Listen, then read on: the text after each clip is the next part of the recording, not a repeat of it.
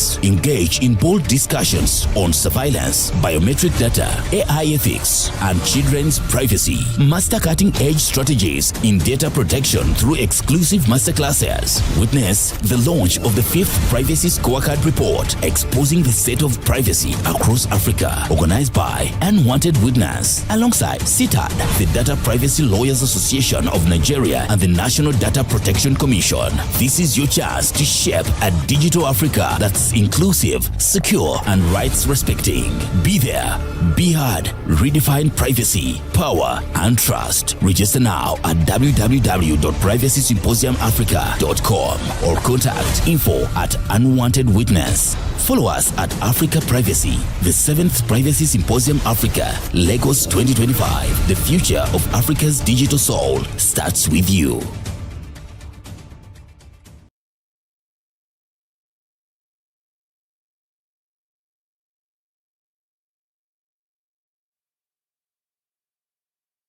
Of the 7th Privacy Symposium Africa.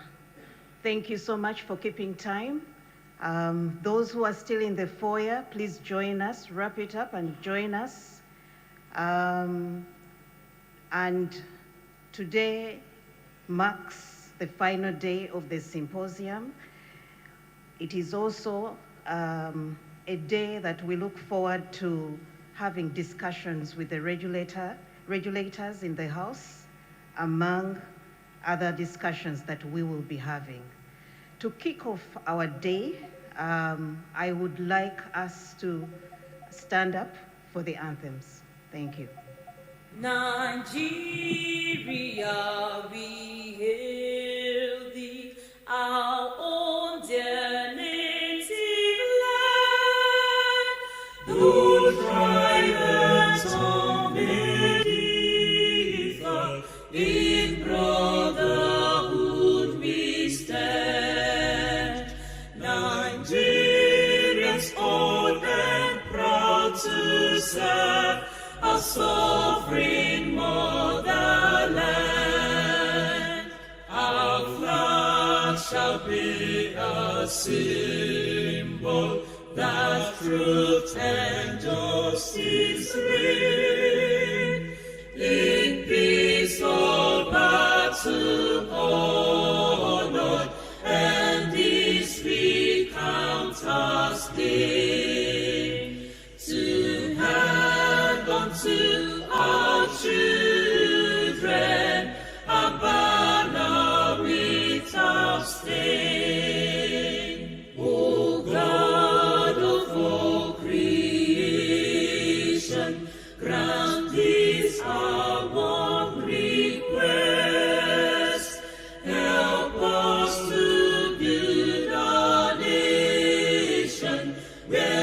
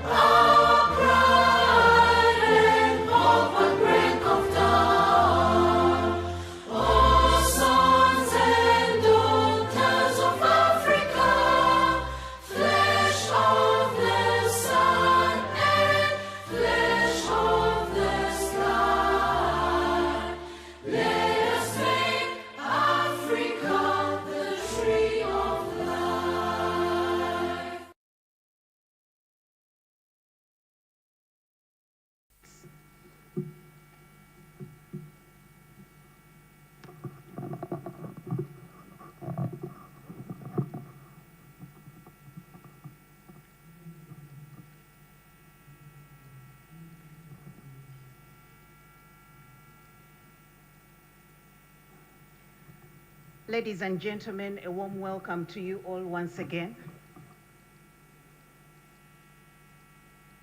We will start off with a keynote on digital identity and biometric data in Africa. And this will set the stage for the discussions of the day. To take us through this, if I may have my team prepare the podium for us. To take us through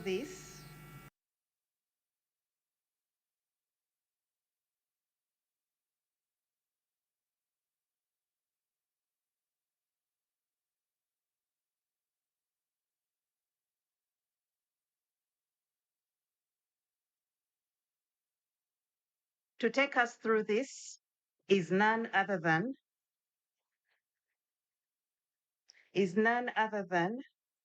Dr. Eve Hayes Dicklaf,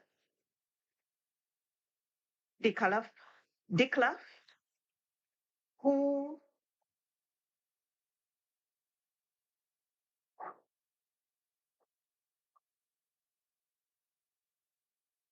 will be speaking to us and setting the stage for us for the discussions today. She will be speaking about the digital identity and biometric data in Africa, striking the balance between inclusion, security, and privacy. Dr. Eve is a leading expert on the exclusionary risks of digital identity systems. Her research explores how governments can manufacture, block, or deny access to some citizens, thereby undermining their fundamental rights. Maintaining that digital identity governance is a universal challenge that must be addressed internationally. Dr. Eve's research has had a major influence on contemporary debates in the field. She's based at the Institution of Historical Research, School of Advanced Study, University of London. Her critically acclaimed book, Legal Identity, Race and Belonging in the Dominican Republic, From Citizen to Foreigner, 2021-2023, which was published with a foreword by the Pulitzer Prize-winning Dominican American author, Jonta Diaz. In addition to numerous media, journal, and industry publications, she recently co-authored the report on digital identity, emerging trends, debates, and controversies for the international organization Women in Identity 2023. She obtained her PhD from the University of Aberdeen in 2018. Ladies and gentlemen, let's put our hands together and we welcome Dr. Eve. Dr. Eve, you're most welcome. Thank you. You're welcome. There we go. Okay. So I am really delighted to be here today. It was truly a really pleasant surprise to receive an email from colleagues at Unwanted Witness who asked me to present this closing keynote address of the conference. And it's certainly an honor for me to be here with so many industry leaders in data protection, regulation, policy, and the law. And I've equally been very encouraged to see so many civil society and academic colleagues deeply engaged with these discussions too. So every single person in this room and online, from the panel sessions I've attended to the masterclasses and the one-to-one talks, understands and values the urgent need to critically engage with the themes we are tackling head-on this week. We've heard about the need to reshape conversations on digital identity. We've talked about digital rights, trust, accountability, transparency, and underlining this all, the need for inclusion. And it's only through this engagement with one another that we can ensure Africa's rights-respecting and inclusive digital transformation. It's indeed exciting to see how many of the questions that have been central to my own research for well over a decade now have been gaining momentum and building to this crucial historical moment we are all partaking in. And before I begin as well, I wanted to assure you that no AI was used at any point in the research, writing, or delivery of this speech, because there are some technologies that I'm still doing my best to resist. So this is very much written from the heart. We are, without a shadow of a doubt, standing at the very epicenter of a radical transformation in human history. Not solely Africa, but all of humanity is standing at this crossroads together. And we are witnessing digital technologies transform the world around us through innovations that bring with them the promise of greater inclusion, security, and autonomy. While we are consistently assured, and we hear that these changes will bring with them forces for good, rarely do we have the opportunity, such as this week, to remove ourselves from this whirlwind of fervour and reflect more deeply upon what this rapidly shifting panorama truly means for all of our futures. Digital identity and biometric data in particular bear the promise of changing our world for the better by improving the delivery of public services and the provision of vital statistics to ensure that we can build a clearer picture of populations and collate accurate data that helps us more efficiently reach the needs of the most vulnerable. So that's the promise that we are sold. So how do we strike the balance then between inclusion, security, and privacy? It would be really great to have the slides up now. I did ask for the slides before this talk. Thank you so much. Okay. So my own work in this field has explored how, since the 1990s, we've experienced an underappreciated revolution in the form of large-scale registrations, which, in alignment with the 2030 Sustainable Development Goals, have provided more than 1 billion people worldwide with proof of their legal and increasingly digital existence.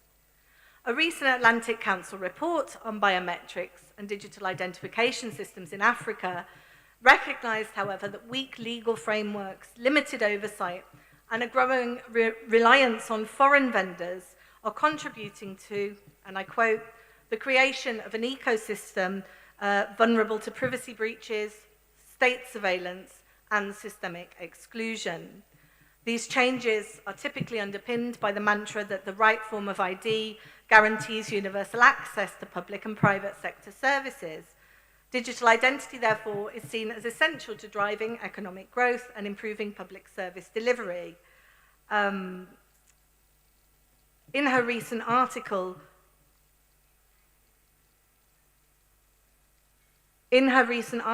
opening the black box of national digital identity systems, Odilile Ayodele warns about the heady excitement on deploying these new technologies, which is ignoring the inbuilt border logic that has little to do with Africa's socio-economic requirements and is instead used as a tool of exclusion rather than inclusion. And I think, very importantly, what these two reports evidence too is that digital systems have the potential to marginalize some groups who do not possess foundational identity documents.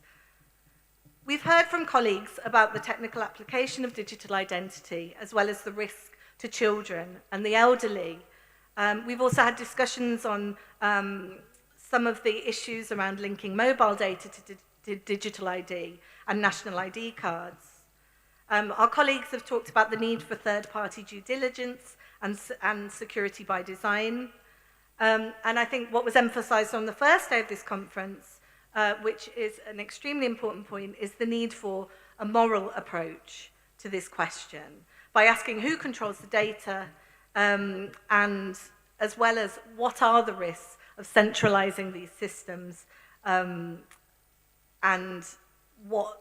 the urgent need too that we have for proper safeguarding measures.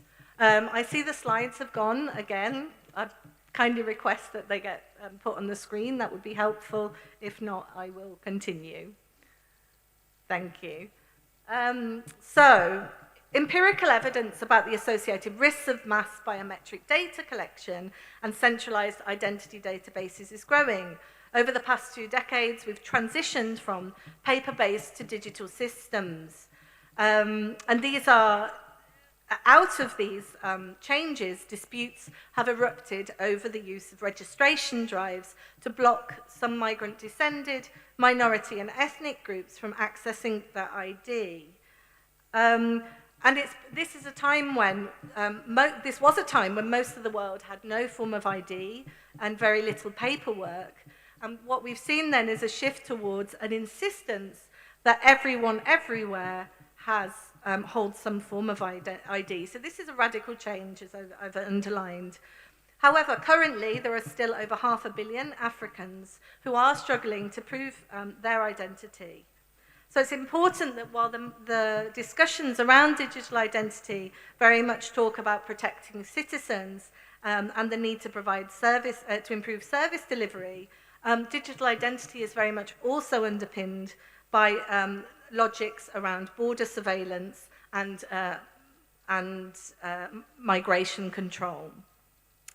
There are well-documented cases of the Rohingya in Myanmar, the Maisha Namba case in Kenya, and perhaps most prolifically the impact of the Aadhaar registrations in India. My own research has looked at the role of digital technologies in forcibly removing Dominican citizenship from persons of Haitian ancestry in the Caribbean, a situation that led to the region's most prolific statelessness crisis in 2013. In the United States, we are witnessing attempts by right-wing populists to remove birthright citizenship of US-born people, alongside daily reports of documented citizens being stopped, detained, and imprisoned.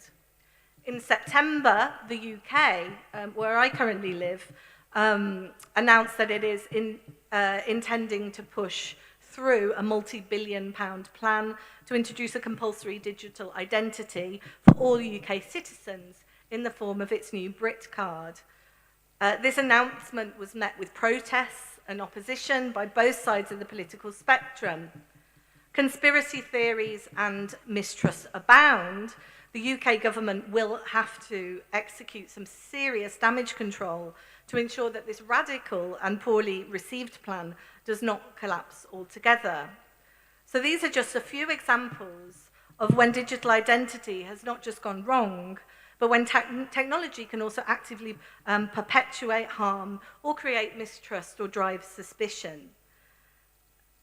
Silvia Masiero, Associate Professor of Information Systems at the University of Oslo, notes that we are seeing an exponential rise in unfair forms of ID that are being denounced for their violation of basic human rights, their potential for racial profiling, and their strategic harm. Professor Mirka Madiano, in her book, in her recently published book, also warns against the techno-colonial boom we are seeing across Africa, particularly in the humanitarian sector, where biometric data collection and centralized identity databases are regularly touted as the solution to efficient aid assistance. And numerous times this week, I've heard colleagues talk about how digital identity systems and biometrics can unintentionally create risk. So the question I wanted to pose today is, what happens when these technologies and these problems are not intentional, but what happens if they fall into the wrong hands? So we really do need to think very, very deeply about the potential for harm, that such technologies can also perpetuate. So, the recent ID for Africa conference in Addis Ababa, Digital Identity at Scale, Prioritizing Use and Accelerating Impact, was an opportunity for many of us to address these human rights concerns. Yet the discussion largely appeared to focus on how we can further implement or improve or redesign digital identity systems to ensure their efficiency, rather than whether we should be implementing universal digital identity at all. And many people I've spoken with across the sector at this conference would agree that we're simply not taking this risk seriously enough. As you just saw on the screen, many of these problems include undue tracking, surveillance concerns, bureaucracy as a form of administrative violence, as well as other serious violations of human rights, thus presenting a high-risk territory for the abuse of such rights. So, what is the solution? I think that privacy by design can certainly help to ensure the security and inclusivity of digital identity systems.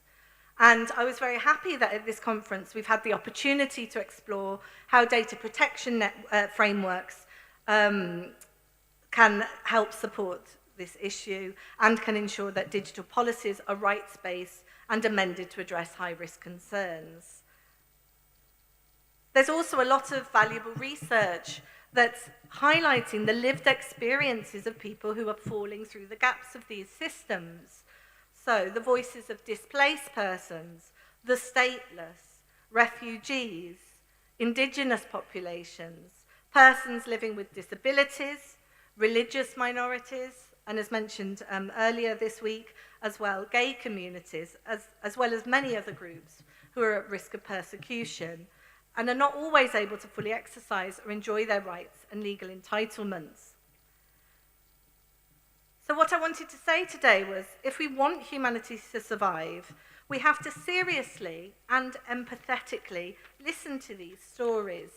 We need to meaningfully engage with people's experiences and think of ways that together we can address these power asymmetries so that digital governance for all is as fair as it can be.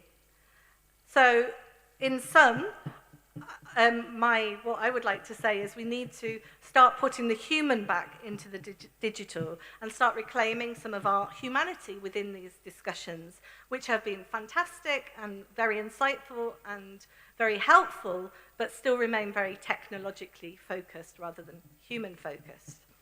So the balance then between inclusion, security, and privacy is a difficult one to strike.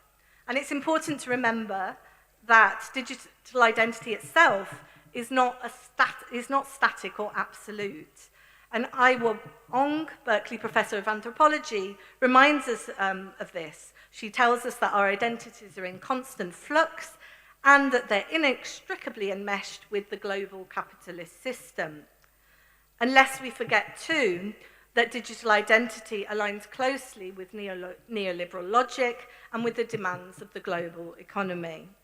So within this context, if our identities are constantly changing, we also need to think about how we can expect digital technologies to keep up with us as well. And we've talked a lot about the impacts on children and the elderly.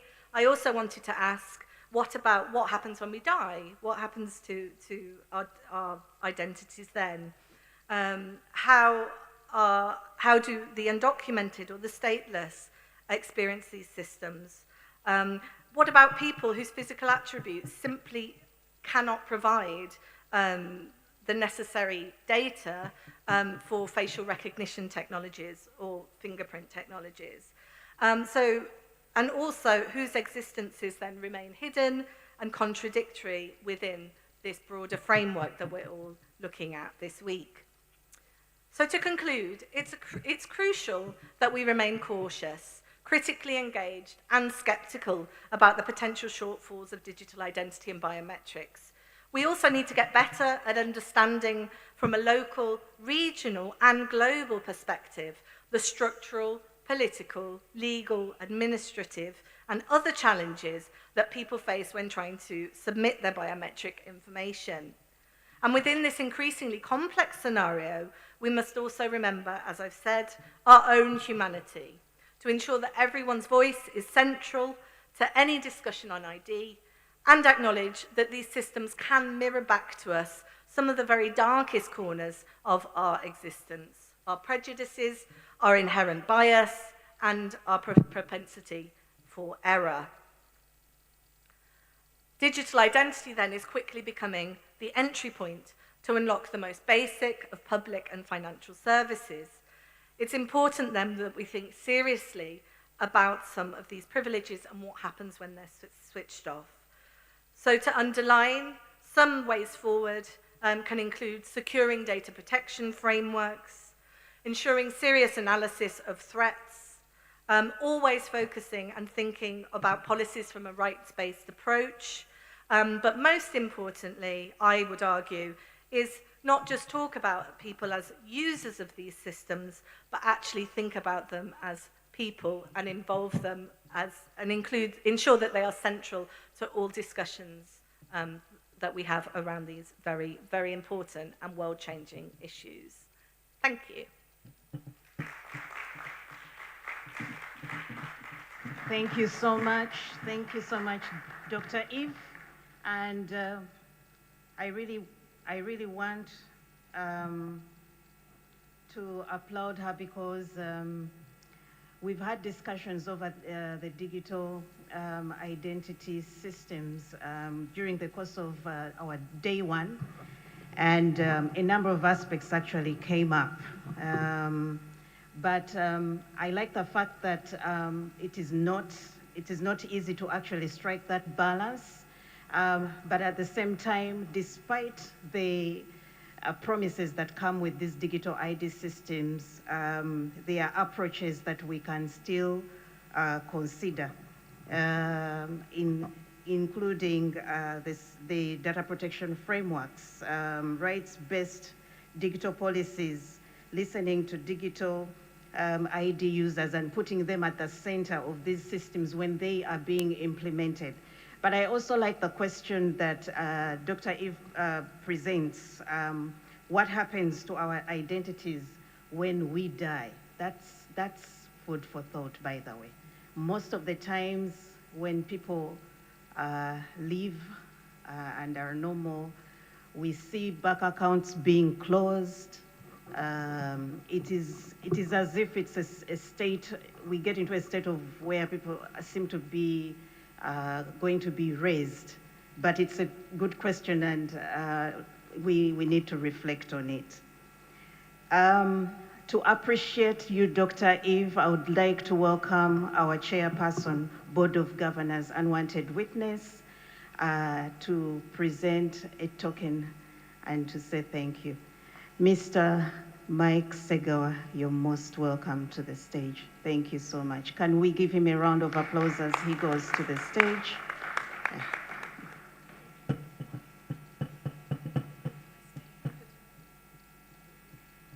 My team, can we make it very quick? Thank you so much.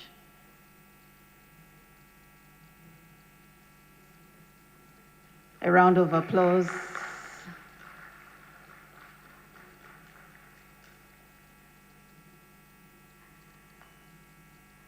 A round of applause as Dr. Eve comes. My team, where are you? Could you please assist us here?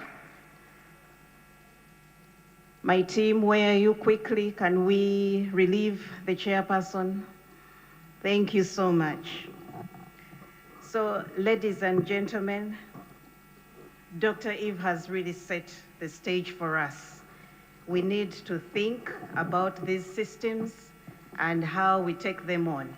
But maybe then the discussions also come in critically as to us exploring alternative or options, other options for identification, especially where in jurisdictions where we haven't achieved universal access to ID systems.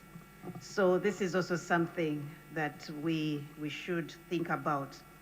To continue with our programs, ladies and gentlemen, we have a panel discussion that is going to continue, just taking it off from where Dr. Eve has left it. The panel will be talking about AI and data, the ethics of AI in Africa. Who is training the algorithms? They will be talking about the bias in AI models and how it affects African populations, the need for localized AI training data sets, and governance, among other things. Ladies and gentlemen, let us welcome our able moderator, Mr. Uchenna Anebuna, who is a managing partner at Stones and Bridges, and also is a tech policy lead at Law Diggits. Mr. Uchenna, you're most welcome. Can we give him a round of applause as he comes on stage? We can do better than that. We still have our sugar levels up there. We've had breakfast. Mr. Uchenna, the floor is yours. Thank you. Can you hear me? All right. Good morning, everyone. It's wonderful to see your very, very wonderful faces this morning. And welcome to the first panel for the final day of the Privacy Africa Symposium.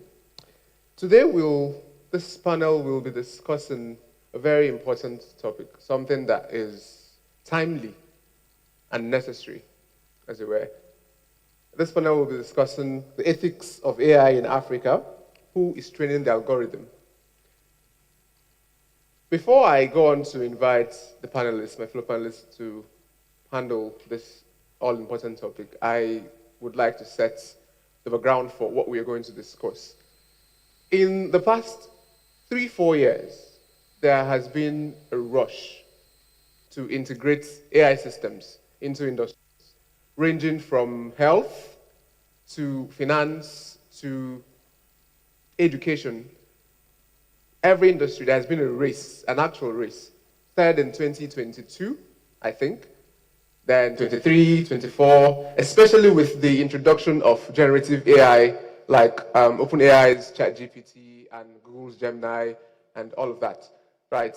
Since that came on board, we have seen people rushing to integrate AI systems, sometimes, and in fact, in Africa, most times, without understanding the very systems or understanding what goes into this. And this has created a situation where issues of the ethical frameworks guiding these systems have come into question. Issues of discrimination, issues of bias, especially because these systems were trained with data sets that did not take into consideration the African context, that very unique thing that makes us Africans. Now, to discuss this and flesh out this topic, I will be inviting the speakers to join me on stage so we can fully discuss this. And the first person who I'm going to invite on stage is Mr. Spiff Ebikara.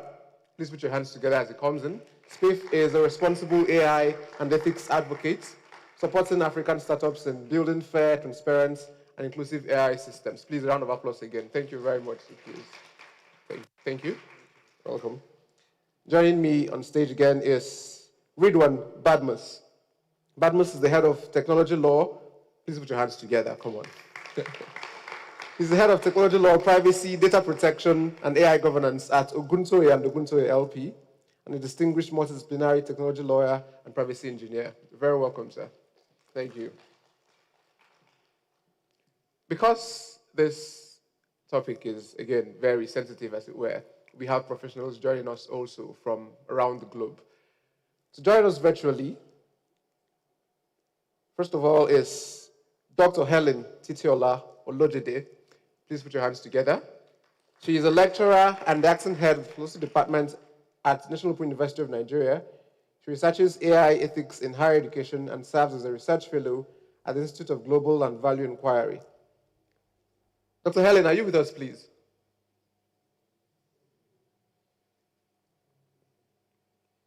Dr. Helen? All right. Moving on, we have Matteo Mastracci. He's the legal and policy advisor and he has over a decade experience in data protection, digital governance, and technology ethics. He's also the senior legal officer at Italy's Ministry of Education. Please put your hands together for Matteo. Matt, are you here with us? Yes, here. Hi, Matt. Good to see you again. Also, we have Mubarak Raji, who will be joining us virtually. He is a legal and policy scholar specializing in AI governance, privacy, and technology policy. He's a PhD candidate in information science at the University of Illinois. Mubarak, are you here, please? Good morning. I'm here, Mubarak. guys. Pleasure to have you. Same here. And then we will also be having Ebere Josephine Uba. She is the co-founder of Women AI Innovators and director of digital innovation at Scaramidis Incorporated, specializing in AI, cybersecurity, and combating AI-driven cybercrime. Ebere, are you here with us? Yes, I'm here. Thank you. Pleasure to have you, Ebere. And finally, we have Justice Chukwuka. He is a senior data and AI scientist. Justice, are you here with us? All right, I believe we will go on with the present panelists. So before we start, I would like to throw a question which goes to the heart of everything we're talking about today.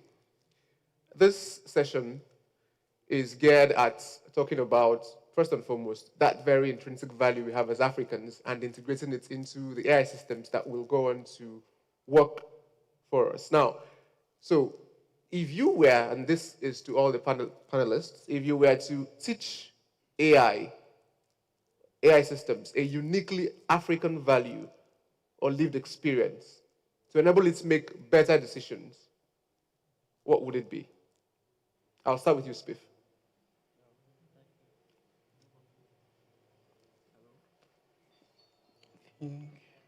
Check if it's on. Hello?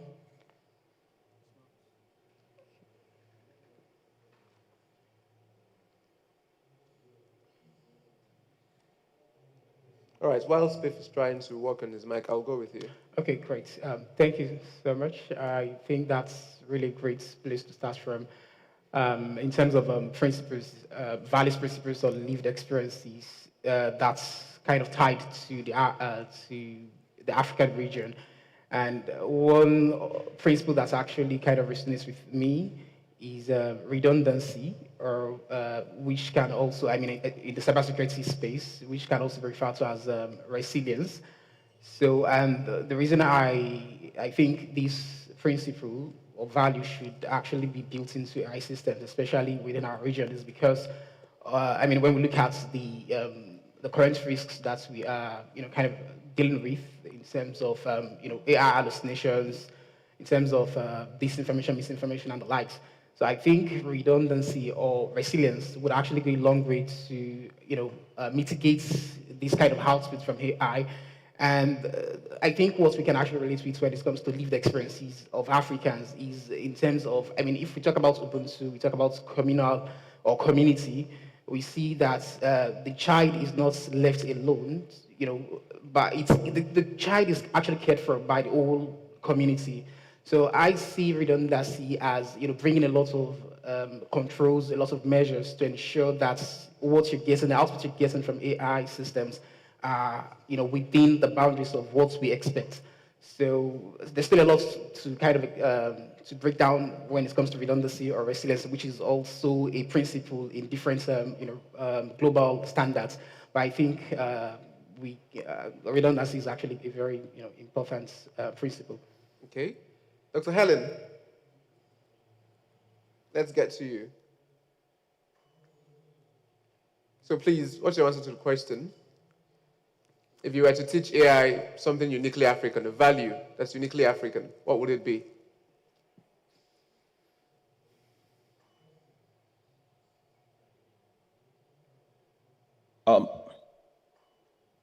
Uchina, I think it's Matthew and Iberi currently online, and pick one, any of us.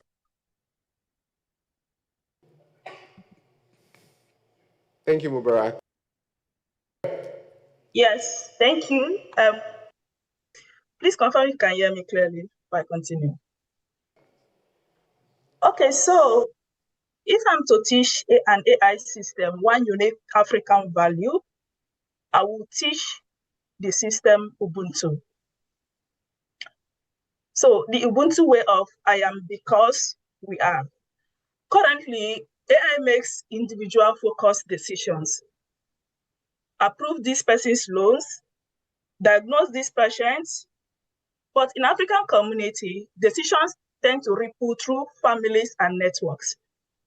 When an AI credit scoring system rejects a Lagos market trader, it is not just rejecting her, because such rejection actually impacts the thousands of women savings in her cooperative, the suppliers who depend on her, and the community she supports. So Ubuntu-centered AI would evaluate communal well-being, not just individual metrics.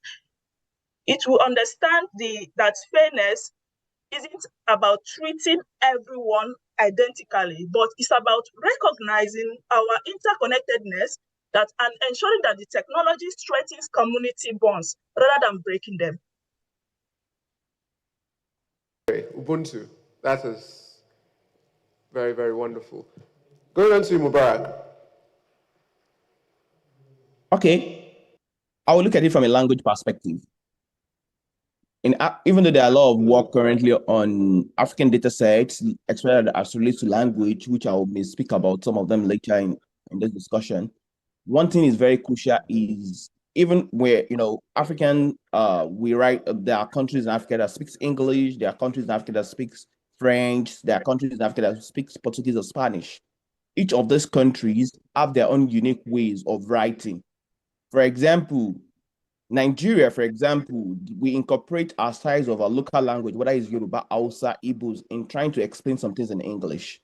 So that brings me to this conversation that starts on Twitter, X, formerly Twitter last year, about a venture capitalist saying if he sees any words if you see the word delve he saw the word delve in the mail, and he felt like this is being written by ChatGPT. The question that comes to my mind that resonates to me immediately is, if you ask many lawyers in the room, and Uchenna Ridwan can confirm this, how many of them have prepared legal opinions, written address, or any legal documents without using the word delve? Personally, I use it for multinational clients, especially at the introduction, trying to introduce some things before I delve into the main substance of my arguments. So I was like, if somebody around the world sees the legal documents coming from Nigeria and use the word delve, and you think I used ChatGPT to write it, even before ChatGPT came up in 2022, people have been using the word delve. That shows about how the style we write in every other part of the world can actually resonate about us, can present us, and how different people can perceive it, which can lead to biases, which can lead to injustice in some cases, or even we can lead to dynamics of power. Thank you. So I can confirm, yes, that as lawyers in Nigeria, delve is definitely one of our most used phrases, most used words. When you go to legal documents in Nigeria, you will see delve lots of times. Going on to you, Mateo. So while you may not be African, I'm sure you definitely have an insight to this question. What do you think would be that uniquely African? Sorry, can you hear me? Yes. Please, go on. So I really like the idea of a bear. And when I was, let's say, thinking about this question, I thought as well about Ubuntu to, integrate into the current AI software. In a very general idea, in a very broad idea, because I think that the AI tools of today, they are mainly based on profit, efficiency. So they are mainly based on individual needs. So in a way, they are not really taking into account the community. So I mean, we should all think to create something that will consider collective well-being much more than the actual AI tools. Just to bring an example very quick, I can bring the example of Chile. What happened 2 years ago in Chile when Google moved data center there. So they moved data center in a region with water scarcity. There was a huge protest blockage from the community there, they were indigenous community, and then Google stepped back to this plan. So this is a huge example of that AI they should take into account collective well-being that could be transferred in Africa as well.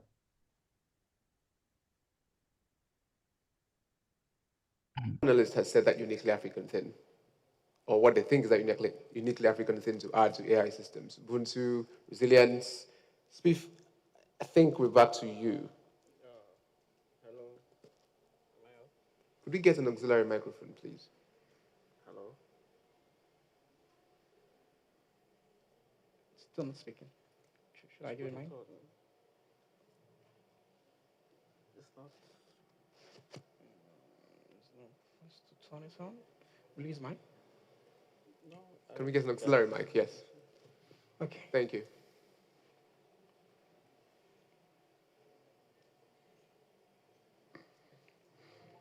Thank you. Thank you. If I were to recommend, if I were to teach AI a unique African value, it would be our oral tradition, right? It's the way we pass down our histories through stories, through words of mouth.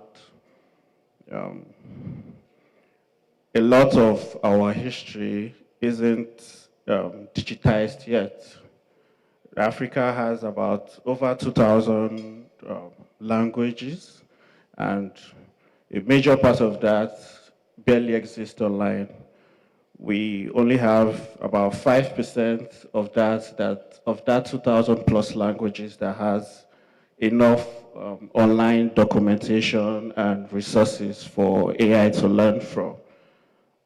What this means in practical terms is that about 95% of our stories are not visible to AI yet. So when AI learns, it skips a huge part of us. But if it could learn through listening and not just basically by written form, then it will begin to understand us a lot more better.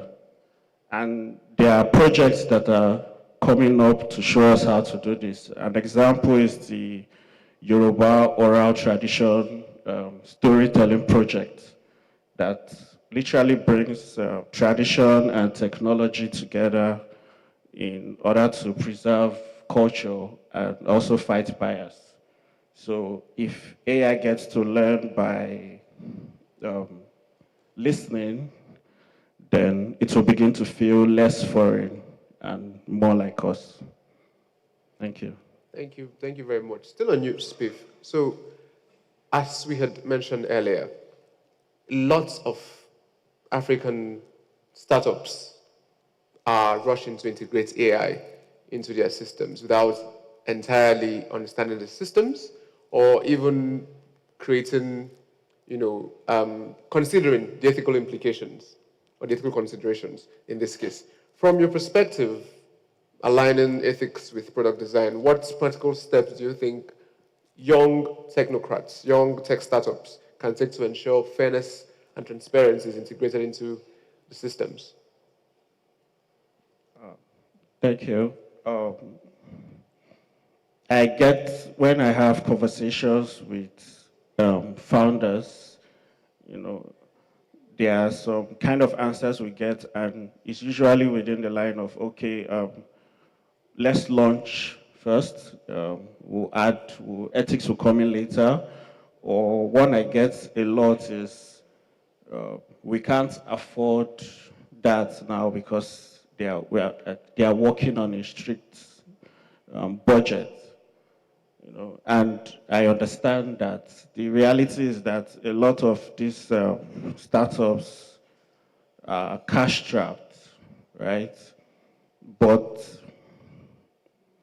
you do not launch your product without a quality analysis check or a security check. So why would you launch without, an ethics check? Ethics deserves that same level of discipline, right? So ethics is not an add-on. It's not for decoration. It is actually part of your architecture, right? So I'm going to quickly recommend like 3 simple, no budget steps that African startups can use to implement fairness and openness in their products. And the first one will be you have to grow your responsible AI literacy in your team, right? Because you cannot implement what you do not understand. And there are a lot of free resources online that could help you and your team to do that. Where I work, I am the AI ethics and trust officer. What I do, one thing that I did at Lily Shop was we have this internal section where we all come together once a month and we talk about responsible AI and how it affects Africa. Because one thing that I have realized is that people understand it better when they see the real world implications of it. So I think it's something that startup founders can do, where you can start an internal section with your team and everybody gets to talk about and contribute on it. The second step would be to create a simple ethics check before any product release. And that's not so hard to do. You can start with asking yourselves some very few questions like who's benefiting, who's not. If something goes wrong and we are being asked, can we clearly explain the decisions that our models or product have made? Again, based on what you're building, right? Another thing is you can write simple AI policies to guide your team. What this does is it creates an audit trail for accountability. I have a free AI template policy that I wrote on my LinkedIn, right? And I also created an app that could help founders who find it difficult to write this policy because they really do not understand.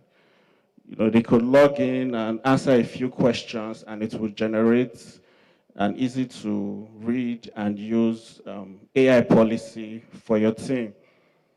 And then the third step would be to appoint an ethics lead, right? It's not enough that you bring your team together to talk about ethics and responsible AI. Someone has to be responsible for it in your team. There has to be someone that you could hold accountable, right? So it's not even, and also, aside appointing, you have to ensure that you give that person real authority to carry out their duties. Because one thing I've also figured out is a lot of these companies, or some of these companies rather, they appoint an ethics lead for the PRO's sake, right? To look good in front of investors or to look good in front of their customers. But in the real sense, they do not give this ethics lead the authority to pause a launch and say, no, something doesn't check out here, so we can't release this product. So as much as you appoint, you have to ensure that the person has the authority to do their job effectively. At the end of the day, ethics is a reputation insurance, and it is easier to build this fairness from start than to actually try to rebuild it after the harm has been done. Thank you very much. Thank you very much, Spiff. So you outlined 3 strategies: increased AI literacy for companies and staff, AI checks, standardized AI checks, and appointing an ethics lead. Following from this question, Ebere, can you hear me? Yes, I can hear you. Yeah, right, thank you. So following Spiff's answers to his questions, how do you think African countries, African organizations, and innovators can ensure that AI systems are trained on data sets that truly reflect the Africanness, reflect our local realities, and what practical steps do you think they can take to prevent imported bias in their operations? Thank you. To answer this question, we must admit a hard truth. Current AI models are what researchers like Emily Bender call stochastic parrots. They mimic human language, but they do not understand African reality because they were never shown it. So this creates epistemic injustice, where our knowledge, our legal traditions, and our medical realities are systematically excluded from the systems making life and death decisions about us. We are currently importing worldviews that render our own reality invisible. And I'm going to look at it from 3 critical sectors because these sectors are life-threatening. Starting with the healthcare sector, the consequences are fatal. We saw this when Western diagnostic tools for breast cancer and diabetic retinopathy, like those from Path AI and General Electric Healthcare, showed reduced sensitivity in African patients because they weren't trained on our physiology. Let me give a concrete example here. Generative AI tools, when asked to depict African patients, often default to harmful stereotypes. Most times, they automatically associate Black patients with HIV or reinforcing white savior tropes in medical imagery, regardless of the prompts used. Furthermore, imported mental health tools frequently fail to recognize value-laden judgments specific to African societies, misclassifying cultural behaviors as disorders. So the practical solution here is co-creation. So look at the Amplify initiative in the sub-Saharan Africa. They didn't just scrape data. They co-created multilingual health data sets with local clinicians. This is a practical step. We must move from being data subjects to data architects. And we must even go further. We must operationalize the Ubuntu way in health ethics. So I'm going to keep emphasizing on the Ubuntu way. In Western medicine, ethics is often reduced to individual consent, a patient signing a form. But the Ubuntu context recognizes that decisions are often collective. A genetic diagnosis of one person affect the whole family lineage. Therefore, an African AI framework must shift from individual autonomy to communal consent and family consultations. We also see the same issue in the financial sector. If we use important credit scoring models, we create poverty cycles. These models look for Western digital footprints that many of our African women and traders simply do not have. Like I said earlier, a market woman in Accra with 15 years of perfect repayment history in her community savings group is rejected because the algorithm doesn't see her informal reliability. If the algorithm ignores the informal economy, then it is blind to Africa. However, innovators in Kenya, Ghana, and Togo are fixing this. They built micro-lending apps that utilize inclusive data sourcing. They source data from the informal sector, analyzing mobile money transactions, seasonal income fluctuations, and community savings patterns. The practical step here is very clear. By recognizing local reality, they built financial inclusion. They implemented bias-aware algorithms that actively dictate and correct for demographic gaps. And the last sector I'm going to look at now is a very sector of my interest because that is my research area here at Western Sydney University. Which sector is that? The legal sector.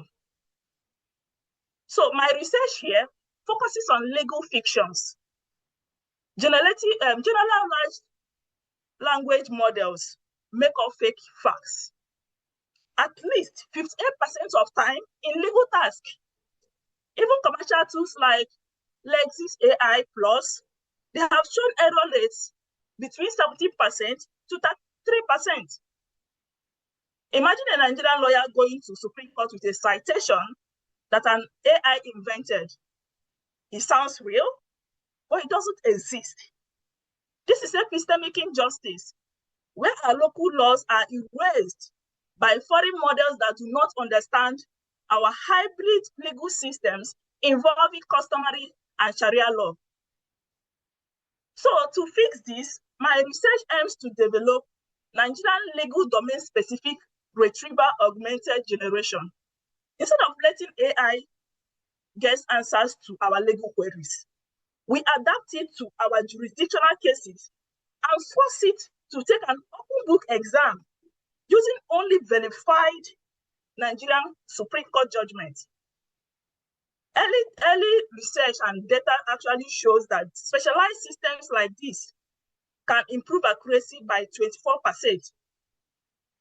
Therefore, we must build these jurisdictional domain-specific architectures that utilize hybrid retrieval to capture local legal nuances. So in summary, for African organizations and innovators, I am proposing 3 practical steps. The first step is to digitize local archives. We must digitize our own local archives and records to build sovereign data infrastructures, just like Ghana and South Africa. They are currently working on that. Then demand transparency. That is the second step. So we must demand AI to transparency first before its use. And this is very important for Nigerian organizations and African organizations. Before you deploy it, you must ask the vendors, where was this trained? Who validated this data?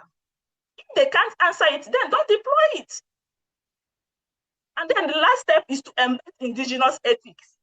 We must govern AI by embedding our own indigenous ethics with African philosophies like the Ubuntu, ensuring technology serves communal well-being.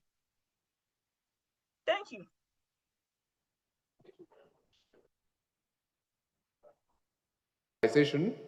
Of not just air systems, but also policies. I will get back to you on that, but before I do that, I will ask Mubarak a question. Mubarak, now much of, as we severally stated on this panel, much of Africa's infrastructure, digital infrastructure, and AI tools rely on imported systems and data sets.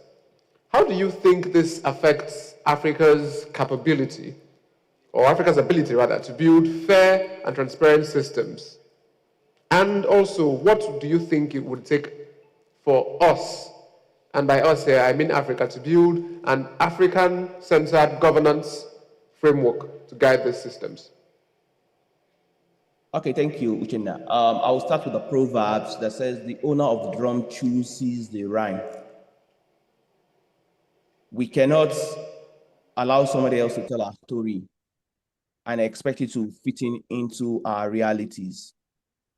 So I will start first looking at it from critical data studies lens. I mean, the concept of data sovereignty, the concept of surveillance capitalism, some concept of data colonialism and digital colonialism. I use these 4 approaches because even though some of them are not unique to Africa, it has some more bigger effect on Africa and the rest of the global majority. And I mean global majority, I mean the global south. So for example, issue of data sovereignty. The principle that is that data is about a country, people, resources is supposed to be controlled by their own laws, by their own rules, by their own dictates. But in this situation, it's mostly controlled by foreign jurisdictions. So they don't even have a right, or they don't have much control over how their data will be shaped. And that's one of the things it brings, and that can lead to issue of biases, power dynamics, or power imbalance. Interestingly, issue of infrastructure also comes to place, and I'll speak about digital colonialism. For example, foreign actors mostly control digital infrastructure across many parts of Africa. And we can see this in place when there was undersea cable cut across the coast of Africa through the Atlantic that affects most part of West Africa down to Southern Africa last year. We could not control our own infrastructure. Most of these undersea cables came from abroad. And at the end of the day, there was a blackout of internet across many parts of Africa, sub-Saharan Africa. So if we could not have this power, or control some of these data infrastructures, then it's going to lead to what's not only controlling our own narrative, but also controls even our access to information, our access to internet service, and our access to many things. Then another one I'll speak about is turbulence capitalism, coined by Harvard professor Shoshana Zuboff.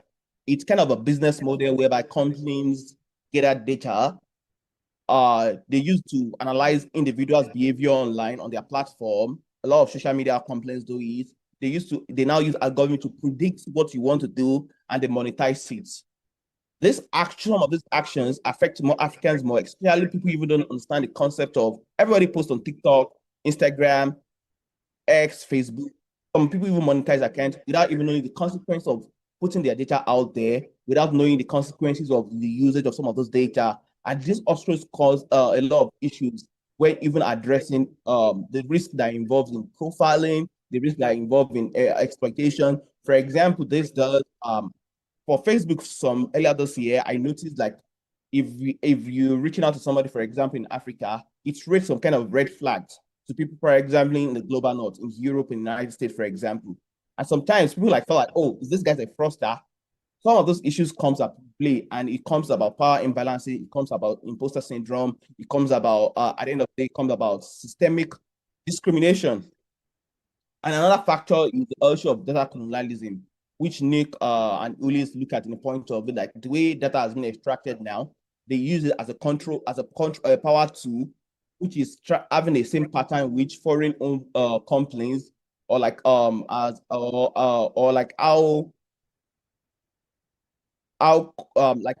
the colonial days, there are some of these foreign countries, companies, they are have a lot of presence in Africa. The Royal Niger Company, their mission is not to provide infrastructure for Africa, but rather to tap infrastructure to tap their resources. For example, railway was provided because they want you to ship raw materials down to the seaports. for example. So, like giving you some of those things, while little things to control your power to extract raw materials, which is in this case is data. So I'll look at it from some of those lens. And now let me go to how we can shift to African-centered governance framework. For example, for us to address some of those things, we have to invest in cloud infrastructure, from reliable data, regional cloud, to building sustainable AI data centers. They are very crucial for us when we want to talk about some of those topics. We cannot only rely on foreign servers in trying to carry out our obligations. That's one. Two, and I give a good example. For example, there are a lot of bubbles about Dangote oil refinery, which is already shaping a lot of oil refinery, which is already reshaping the business of oil and gas in Africa. Dangote refinery has turned to be a game changer because, for example, most West African countries relied on importation of petroleum products, whereas they export crude oil. But now it has turned into reverse the case. So, like, if we invest in some of those infrastructure ourselves, if African government invest in some of these things ourselves, it's going to shape a lot of things while we talk about, before we even talk about governance, because we control some of those things. Now, for another thing is to research and innovations. It is very critical we take research and innovation serious, provide funding for PhD labs to do their research, provide funding for startups, to do a lot of research on how to onboard some of these AI tools and to make it even awareness education. Of course, there are a lot of organizations doing some of this work on it already in Africa. For example, the Deep Learning in Daba, working on language data set, the Rachel Adams Global Center AI Governance in South Africa, working on some of those AI policies in Africa. Amaka Ibeji trying to train a lot of people on AI governance around the world. Them Ridonlo Ede of Tech IEV in Nigeria, and a lot of them are already doing a fantastic job. Chinasa Okolo trying to advocating across the inclusion of Africans and majority of the world countries in global talks on AI governance. So some of those things is trying to address some of this issue that can make Africa-centered governance framework work. Then the issue is now tackling AI, coming with African realities. As Ebere gave some example in healthcare, for example, issue of credit scoring, for example, it was extremely bad for Kenya, I think South Africa, because credit scoring is already turning to kind of power imbalance or kind of injustice to especially the typical African women that have good money to trade, but unfortunately they cannot access credit because they look at them more in a low class level. Now, to address some of these issues, we also need to look out for how we can use our current local laws, data protection laws, to address some of these critical issues. For example, we don't have an AI governance framework across Africa except the soft laws like the African Container Strategy on AI or the African Declaration of AI. Some of those laws, there should be more forward to issue of implementations to discuss Africa-centric issues and to issue of concept of Ubuntu now come to place. That's some of those things we can use to address some of these issues to have a good framework for Africa.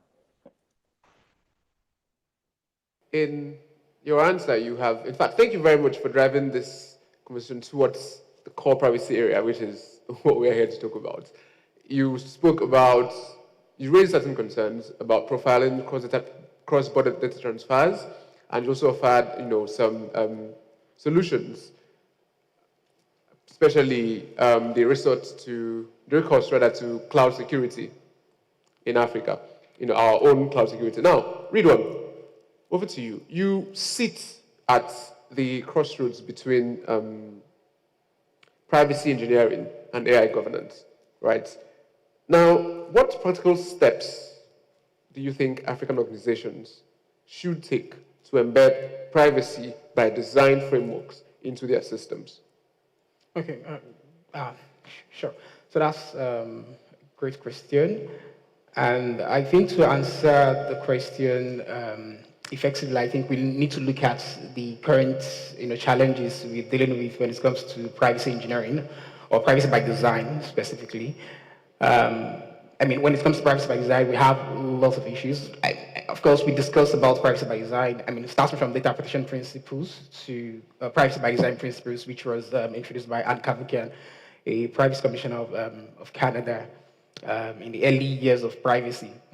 And although we talk about these very well, and interestingly, the first principle of privacy by design is actually proactiveness, but and not reactiveness. To be proactive about privacy and not to be reactive.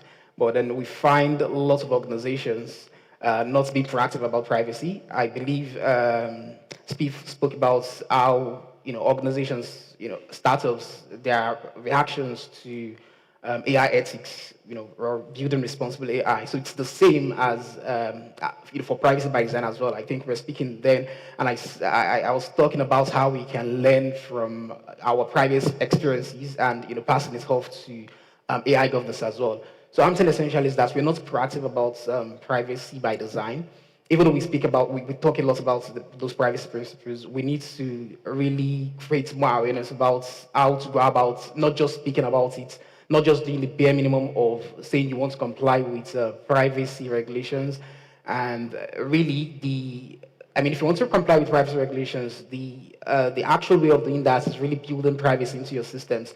So it's not limited to you drafting policies, even though we have few companies doing that, or we have lots of companies drafting policies but not implementing those policies, not operationalizing those policies.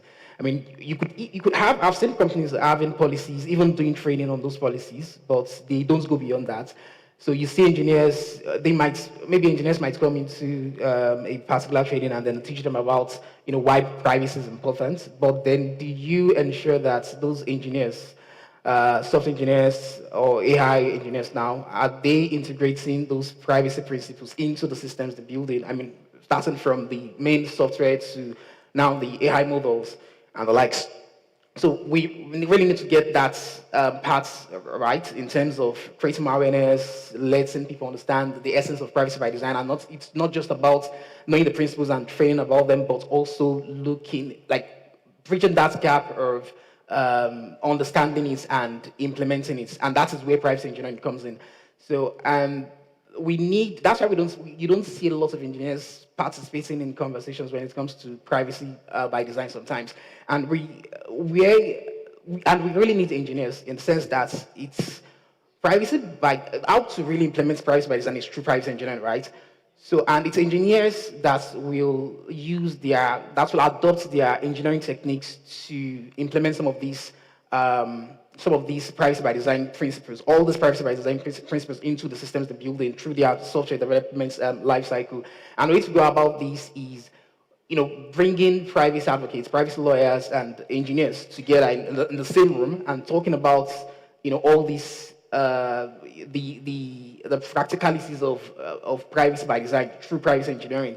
And we have talking about practical examples of going about this, talking about engineering techniques that engineers use in their day-to-day activities when they're building software or technologies. We have design patterns, we have threat modeling, when you're talking about cybersecurity, information security, building information security into your systems. We have DevOps and the likes. And we have, the interesting thing is that all of these things that I've mentioned, which is the core activities of engineers, we have the privacy aspects of these things. So when we talk about design patterns, we have privacy patterns. When we talk about DevOps, we have DevPrevops. You bring in privacy into the development and operations, processes when building systems or technologies, software generally, or products. I should mention that as well.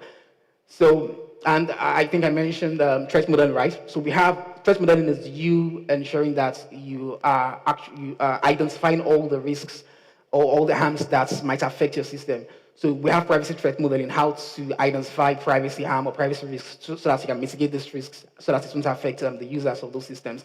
So we need to bring engineers into the conversation and build these things, make them innovate, and think about how we can implement or integrate privacy by design into the systems, and that will take us to a further advancement of privacy. Right, or privacy by design, which is called PETs, privacy enhancing technologies. And we're talking about AI, right? And one of the core components of building responsible AI, trustworthy AI, ethical AI is privacy.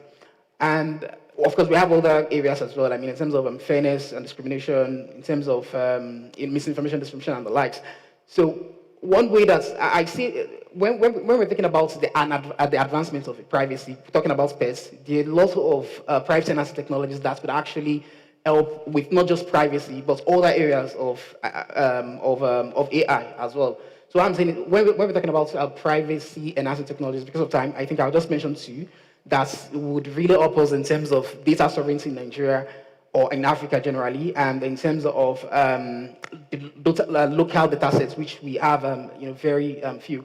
So when you're talking about federated learning and synthetic data generation, federated learning would allow data sovereignty in the sense that you're not sending data back to the data ecosystem. I mean, in terms of data infrastructure, so to say.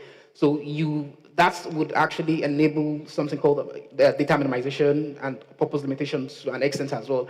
So through this innovation, through privacy and technology, you tend to achieve a lot of principles that's under AI governance. And then the other one I was mentioning in terms of local data sets, building local data sets is synthetic data generation. We also need to, when we engage engineers and bring them into this conversation, I believe that we will create different innovations to ensure that we are achieving data sovereignty and creating local data sets as well. And to just finish up, to wrap up, the other thing I also wanted to add in terms of fairness, right, is I think I'll just hang it there, and then probably when you call me again, I think I'll repeat hold that. that thought. Hold that thought. Thank you. Thank you very much. So you basically just advocated for the collaboration of, or the closing of the divide between policymakers and the actual technocrats who develop these systems, right? And that is very, very, useful and insightful point, because over time I have seen in my experience that there is a gap that usually exists between the policy part, the policy aspect, and the actual technocrats who are building the systems. And most times it ends up with building systems that are not entirely actionable, which then creates multiple ripple effects, right? Now, off of the back of that, Matt? Yes, thank you, John. All right, so much of the AI ethics conversation revolves around, in Africa anyway, revolves around frameworks, important frameworks like the GDPR, like the EU AI Act. Now, how do you think Africans or African policymakers, how do you think they can engage with these models or adapt these models to, without replicating the same blind spots? How can they adapt these models to Africa, to the African context, without replicating the blind spots that these regulatory frameworks have in their home countries or home regions? Yes. Thank you, John, for the question. Can you hear me, right? So let's say this is $1 million question. No, it's like it's very difficult. I guess I have to say that the EU Act, a GDPR, was created. What was the purpose? Let's start from the purpose. The purpose was they were both created for protecting the fundamental rights of individuals. Like, let's say, the latest EU Act, which is still ongoing, so it's not really clear what the effects would be. This last start from the assumption that AI can pose massive risks to individuals. So this one, as like GDPR, will be a binding regulation, because we know that Europe, they have, a quite strong legal framework. So for me, the question on how African policymaker can take inspiration or adapt, the key is selective adaptation here. Like local and regional realities. So African policies or governance, they should start from local realities, because European models assume strong institutions. So enforcement, binding frameworks, something that Africa still, I mean, we cannot say that they have the same framework, let's say, the same enforcement mechanism. So if they will just going to replicate, to copy and paste, the risk is to having rules that look good on paper but don't function in practice. So start from local realities as the first point. Second point, collective harms. I think it's very important to acknowledge that many AI harms in Africa are collective. Like they are affecting languages. I mean, as the other colleagues they were saying, they are affecting languages, communities, and entire regions. Something that in Europe, I don't think we cannot say a similar thing. It's more individual centric in Europe. And as a last point, I would even mention foreign versus local tech. Like adaptation needs to ensure that foreign big tech, they should be accountable. So they should have clear standards,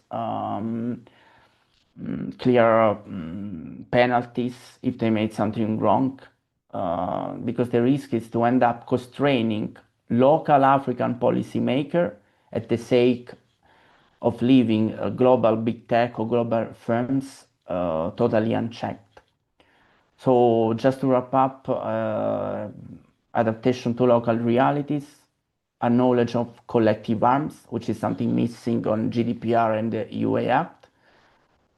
And don't let big tech unaccountable. Some sort of extraterritoriality mechanism. The thing that it's already existing in GDPR and the UAI Act.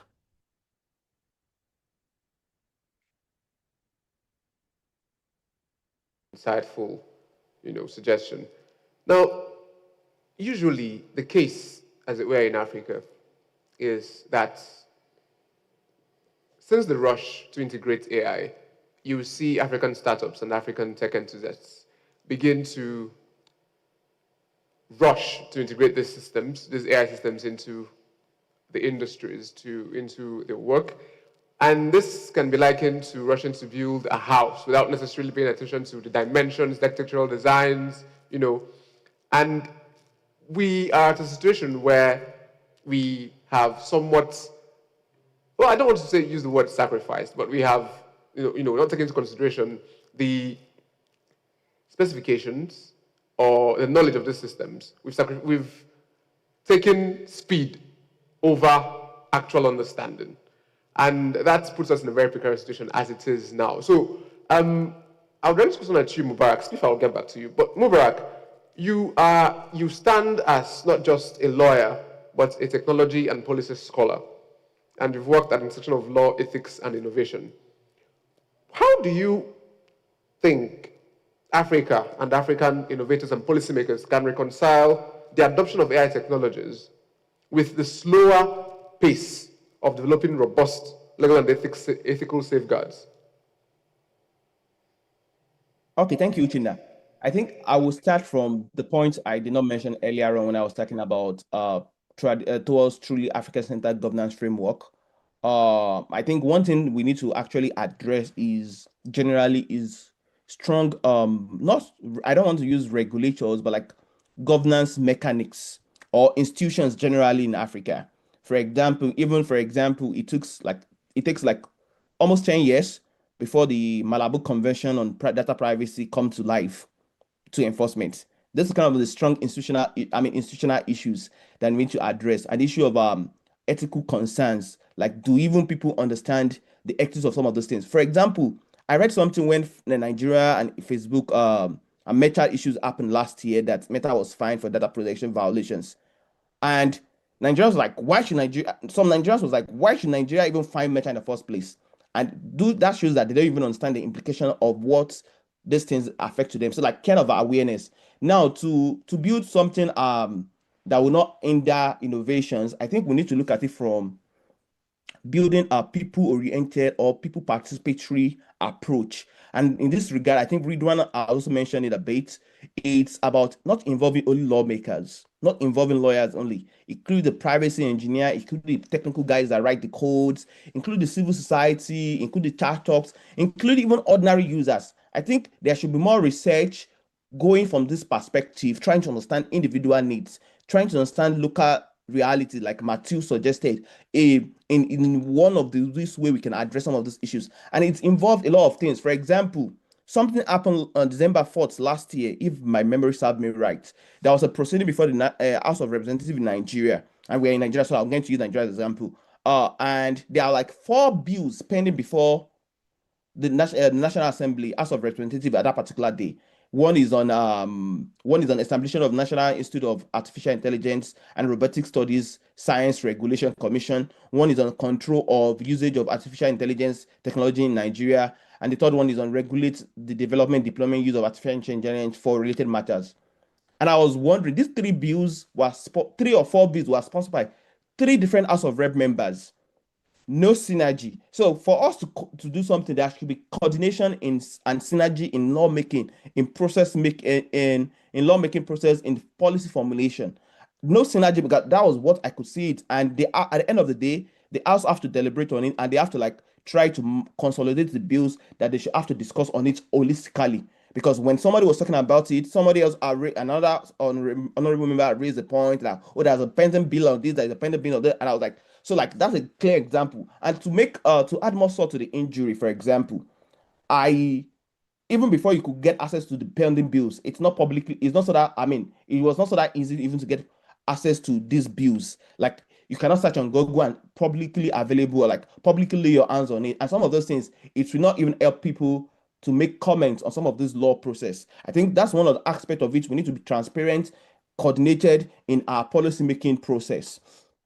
I think there is similar bills from Kenya, and I think there are a lot of also comment on it about some of those kind of things, or even the approach to some of those kind of things, like, oh, this approach is only by lawyers, other people who are not carried along, and some of those issues. I think I addressed some of this issue in the forthcoming chapter in the book with Chinasa Okolo on on the global majority in AI governance. I think it's going to come out next year. Another aspect which we need to look at it is from a decolonial or context specific lens. There is this approach of, and as Matthew also said earlier, and some earlier speakers said, approach of copying a lot of laws, regulations from abroad, and all these kind of things. One thing I used to tell people, we have to acknowledge, for example, every legal system in Africa is imported, whether the Anglophone African countries that use common law, whether the Francophone African countries that use the civil law, or the Spanish kind of regulation. Even if you look at those data protection laws of, for example, Cape Verde, for example, you could see like it's have an imitation of their colonial master laws. If you see some French speaking African countries, you could see them like they have a kind of approach of their colonial masters, and also like the so some of them are even like signatory to convention of to the not the Council of Europe Convention on Data Privacy, on data protections, and some of those nuances happens, so does not actually reflect the local reality. So like a decolonial approach should be used, in which African AI governance framework will be based on African history, based on African power dynamics, based on African priority, not just a copy and paste, or not just Brazil effects. Not everything we have to adopt and to even more make it interesting these days. Even Brazil is trying to rethink their approach. And when I mean Brazil, I mean European Union now. They are trying to even use a different approach to privacy, especially like they are trying to even make some more comments about how they need to look at privacy, AI governance that's not in that innovation. And now the question I ask myself is, with all the millions of dollars they spend, I mean millions of pounds they spend on even supporting Africa, training a lot of African regulators, training a lot of researchers, doing a lot of awareness in Africa on privacy. So if the law changes tomorrow, then you have to now also African countries that have adopted the Brussels approach, we have to change it. So like we need to look for something like local that affect our reality. And interestingly, among almost all the emerging AI policies or strategy in Africa, I think researchers have shown, including one of my colleagues at the University of Illinois and some of our professors work on a lot of AI governance frameworks or policies around the world. One thing that they identify, which another local African scholar also have identified, is that Rwanda is taking a different approach to AI strategy, for example, and they're trying to use a decolonial approach in which they can set their own priorities, national planning on that includes their values and even issue of post-conflict sensitivities, which reflect on their own values. Another approach to look at it is if more or less of a regulatory sandbox, which can allow experimentation of these AI system sectors, especially in crucial sectors, finance, health, mobility, before actually setting them, putting them out in the public. Like you test run them, this is not freezing innovation, but like it sets like a kind of guardrails where there is clear eligibility, transparency requirements, ethical concerns will be addressed before you even get to the general public, community impact. A lot of things will be checked before it's now put to the general public. So I think some of those issues are some of the things I think we can look out for. And I will stop for now. I'm certain that we all have a lot to say about this. And other than that, we've all raised, very serious points. And the themes of our conversation have revolved around collaboration, jettisoning the copy and paste approach of policymaking in Africa, and ensuring that all stakeholders are represented in the room when we are talking about designing the systems. But we are pressed for time, but before we leave, Spiff, there's a very important question that goes to the heart of what we're talking about, and I would like you to briefly answer, that question as succinct as possible. At the heart of this entire conversation is the fact that the African reality, social realities are not represented, right? So now the question is, how exactly do we adapt AI, or what is responsible AI, first of all, in the African context, and how do we adapt it in our systems for Africans and in Africa? Okay. Hello? Okay. Okay, thank you. I think before we talk about redefining or talking about responsible AI for Africa, we have to first define what AI is for Africa, right? And what is AI for Africa? This is using technology built by Africans, trained by African data and languages, controlled by the African people and communities, and then designed to first solve African problems. So it is easier to trust our systems when we actually build by ourselves for us. So when you talk about responsible AI for Africa, there are literally like three non-negotiable pillars. We have to first own our data, like data sovereignty. We have to own, store, and use our data ourselves.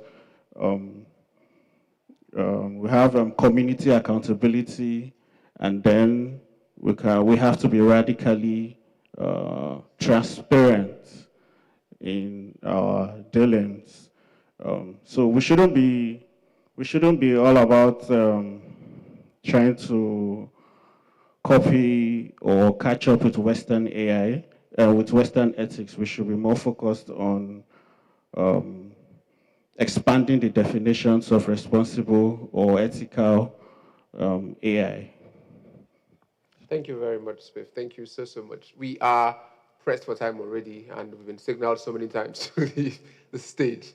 Before we ask for questions, one final word from Ebere. Ebere, you on the call with us? Yes, I'm here. All right, thank you very much. So, in 30 seconds, please, in 30 seconds. With AI-driven cyber threats and AI-enabled decision-making becoming rampant in healthcare, in finance, in education, and everything else, what frameworks or strategies should Africa adopt to balance these innovations with ethical accountability and public trust? Very succinctly, please. Okay, thank you. In as much as you are rushing me, we cannot talk about framework without actually understanding the threat. So earlier this year, in 2025, the South African legal community was shaken by the High Court case of Mavundra and Meg for cooperative governance. A legal team submitted a supplementary notice citing 7 court cases. When the judge tried to verify them, she found out that they were complete hallucinations generated by AI and the cases did not exist. Also in Kenya, a similar case also took place before the Public Procurement Administrative. So the legal fictions here are actually threats to judicial integrity. If a judge cannot trust the citations in front of them, then the entire mechanism of African justice grinds to a halt. This proves that without a strong and hard framework, AI undermines the very truth our systems rely on. So since you mentioned about cyber threats and cyber security, I would say that the stakes are even higher in cyber security. The 2025 Interpol Africa Cyber Threat Assessment tells us that cybercrime now accounts for over 30% of all reported crimes in West and East Africa. And the cost is even exploding, surging from $192 million in 2024 to $484 million in 2025. So attackers are using AI-enhanced phishing that has about a 54% click-through rate. And these threats are most times even state-sponsored, like the trace of a Sharp Dragon campaign that infiltrated the African government network. So Microsoft also reported on this, that Africa isn't just a target. It's a proving ground for the latest AI-driven cyber threats. So in essence, we are building castles on sand. We're actually building castles on sand if we adopt AI without proper framework. So what strategy or framework do I propose here? During a recent study here in my university, I proposed the traceable accountability framework that consists of 3 non-negotiable pillars. What I'm trying to say here is that voluntary guidelines can never be enough, because saying doing gaps actually exists currently, because 78% of organizations tend to agree with AI ethic or ethical AI, but only 29% actually implement it. So the first pillar of this framework I'm proposing is on technical transparency. We need mandatory traceability logs to help fix black boxes that relates to AI. AI in critical sectors must log exactly what data it retrieves and why it made a decision. I think Rwanda National AI Policy is actually leading here, mandating transparency. The second pillar is legal accountability. We must establish duty of inquiry. Relying on unverified AI must be considered as professional negligence. I think Ghana Data Protection Commissioner, who has introduced sector-specific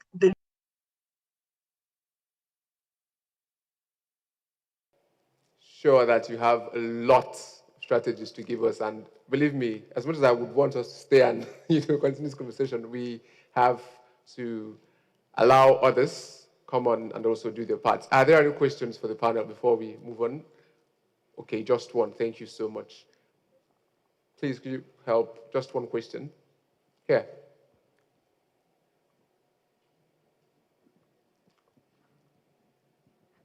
Thank you so much. This was really interesting. I'm from the unit. I've come from New York, so my question. Forgive me if I lack the African context. And actually, that's my question is on the allocation of resources. So, you've each spoken about, data collection, transparency in the technology. And then, there was conversation on risk-based approaches when looking at use cases. Given that there's so much with AI, how do you think that there's any one particular area, whether it's ensuring that the data that's collected is clean, secure, safe, reliable, accurate, or whether you have to focus on technology and whether, how would you prioritize those needs at every stage of the development of AI? And then do you see those efforts coming only from the private sector, or do you see it coming from the public sector as well? Thank you very much. Ridwan, would you very shortly, please? Okay, definitely. I think when I advise startups or organizations generally in terms of building AI, where I actually advise them to start from, even especially in Africa where we don't have AI laws, regulations yet. So I advise them to start from looking at AI governance frameworks or standards. So I'm actually talking about ISO for 2001, NIST AI RMF, Risk Management Framework, and the likes. And because these frameworks actually they have a structure where when you're building from ground up, from your research to your design, development, then to deployments, and or even the use of AI, by organizations. So we have several controls or measures that organizations need to put in place if they're the one building or if they're the one adopting and using the AI. I mean, in terms of if you're using different generative AI in your organization. So I think the best way to actually start, if you don't have, of course, the best would have been, I mean, if you're within the EU region or probably the US, you actually need to start from identifying the laws that applies to you. But where you don't have that, or even where you have that, and then you've identified the laws or the requirements of regulation that applies to you, then you need to look at these frameworks, like that I've mentioned. I think they're the current trending ones that you can then use to operationalize those requirements of law. Because even if you have those requirements that the law says you should do this and that, I think the best way to actually go about operationalizing those requirements is actually through these standards, ISO for 2001 and the NIST AI RMF. And of course, we have different sectors, releasing different guidelines that you can also use to, to build AI responsibly. Then you can look at those sectoral guidelines as well. But so that's basically it. I wanted to add something else. So the other thing I wanted to have then was actually in terms of resources, where you can actually get all these things. When we're talking about security, because you mentioned security, you could look at a website like OpenMind, because we spoke about data ecosystems. One way of actually building data sovereignty, or you minimizing the data you collect or you use in processing data in AI models is actually something I mentioned, synthetic data generation. So there's this organization called OpenMind. So they work on a lot of PETs, privacy enhancing technologies that help you to secure your data and whatever you're using to build your AI models or systems. So I think those are one of the resources that you can actually look at to secure your data. And then CSA as well is there. That's the Cloud Security Agency. So those resources would really help in terms of securing your AI when you're building and deploying. Thank you very much, Ridwan. Thank you. And that brings us to the end of this very wonderful session. Thank you all, and it was a pleasure to be here.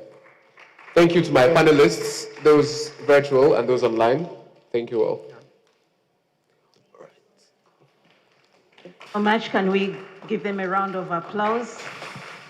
That was a very interesting discussion, and the discussions around AI continue, by the way. We are still grappling with this issue as we embrace it. There are also efforts at the AU level that around creating a strategy, a continental strategy for the continent on AI. They are setting frameworks, and there are efforts around exploring how to implement this framework, this strategy. And maybe this is also, it gives us an opportunity as countries to engage in this process, to see how some of the ideas and proposals that are being presented today, and to see how we ensure that AI adoption of AI takes into consideration our realities, our context, and and obviously that at the end of the day, it is harnessed for the benefit of the people. So thank you once again, my team. Can we appreciate our panelists? Those online, thank you once again for also joining us. We really appreciate our online audience. A warm welcome to you on this third day of the Privacy Symposium. Please continue to follow us on our social media handles. We are streaming live on our YouTube channel, Unwanted Witness Uganda. We are also streaming and we have updates on other handles, LinkedIn, Facebook. If my production team can just put that up quickly. We also, pictures are being taken and a QR code will be shared with you so that you can access your pictures. So please continue to follow us as we continue the discussions of the day. Ladies and gentlemen, without wasting time, we are going into another segment. So that's the QR code. Feel free. I'm going to give you a moment to just scan that QR code to access pics.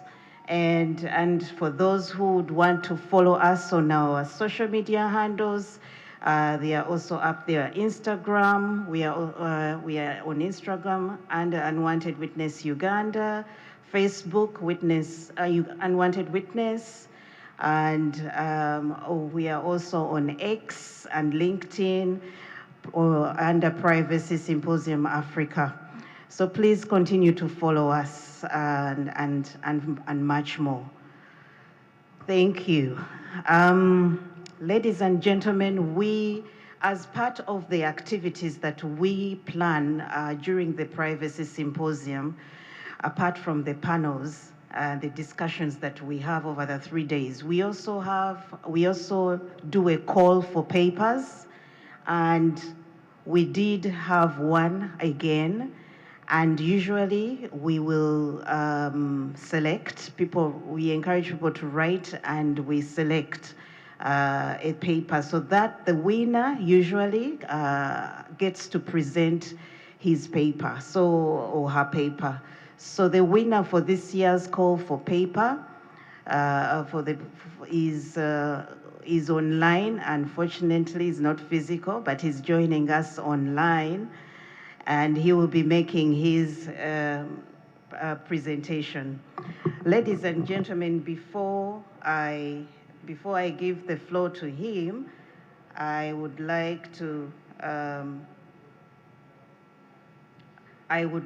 introduce him to you. He is none other than Mr. John Machario. Mr. John Machario comes from Kenya, and he will be presenting his paper on data privacy breaches, a governance or a human behavior problem in HIV index testing. Mr. John is a researcher, a research specialist with extensive experience in research, data governance, and policy analysis. He has served in various research and policy institutions, including the International Center for Insect Ecology and Physiology, Kenya National Treasury, Ministry of Education, Kenya Institute of Curriculum Development, Royal Nexus Group, and Kenyatta University's Research Hub. His expertise spans research design, data collection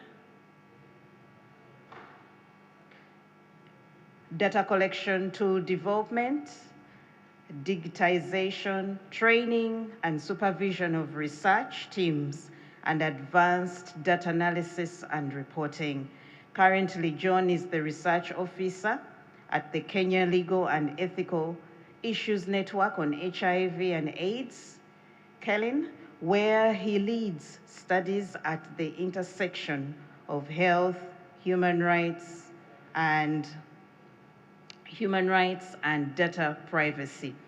His research focuses on HIV, prevention, sexual and reproductive health and rights, and digital health governance, contributing to evidence-based advocacy for ethical and rights-based health systems in Kenya and sub-Saharan Africa. John holds a Master's of Science in Agricultural and Applied Economics from the University of Nairobi. Mr. John Macharia, you're most welcome. He's online, and the floor is yours for you to give us highlights of your paper that was the winner for the call for papers. You're most welcome. Can we give him a round of applause as he talks to us? We can do better than that. Are the sugar levels down, ladies and gentlemen? Thank you so much. Thank you. John, you're welcome. Yeah, thank you very much. Thank you for the introduction. Hope you can hear me.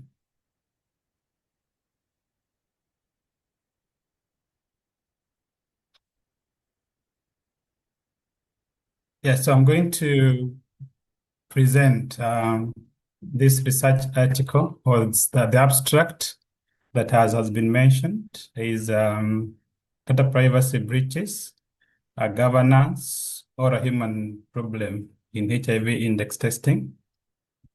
And as the introduction has been provided, so in my case, HIV remains a critical global health issue. These ones we all understand. And in sub-Saharan Africa, the epidemic continues to affect disproportionately young women and girls. In context of Kenya, we have about 1.4 million people living with HIV and more than 1 million children who have been orphaned by this epidemic.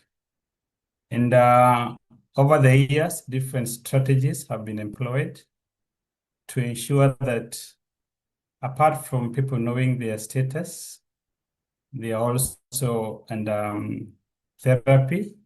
And once they're under therapy, they're able to adhere to that. And one of the strategies that have been proposed and has been adopted over the years is commonly called HIV index testing. And it's also called assisted partner notification.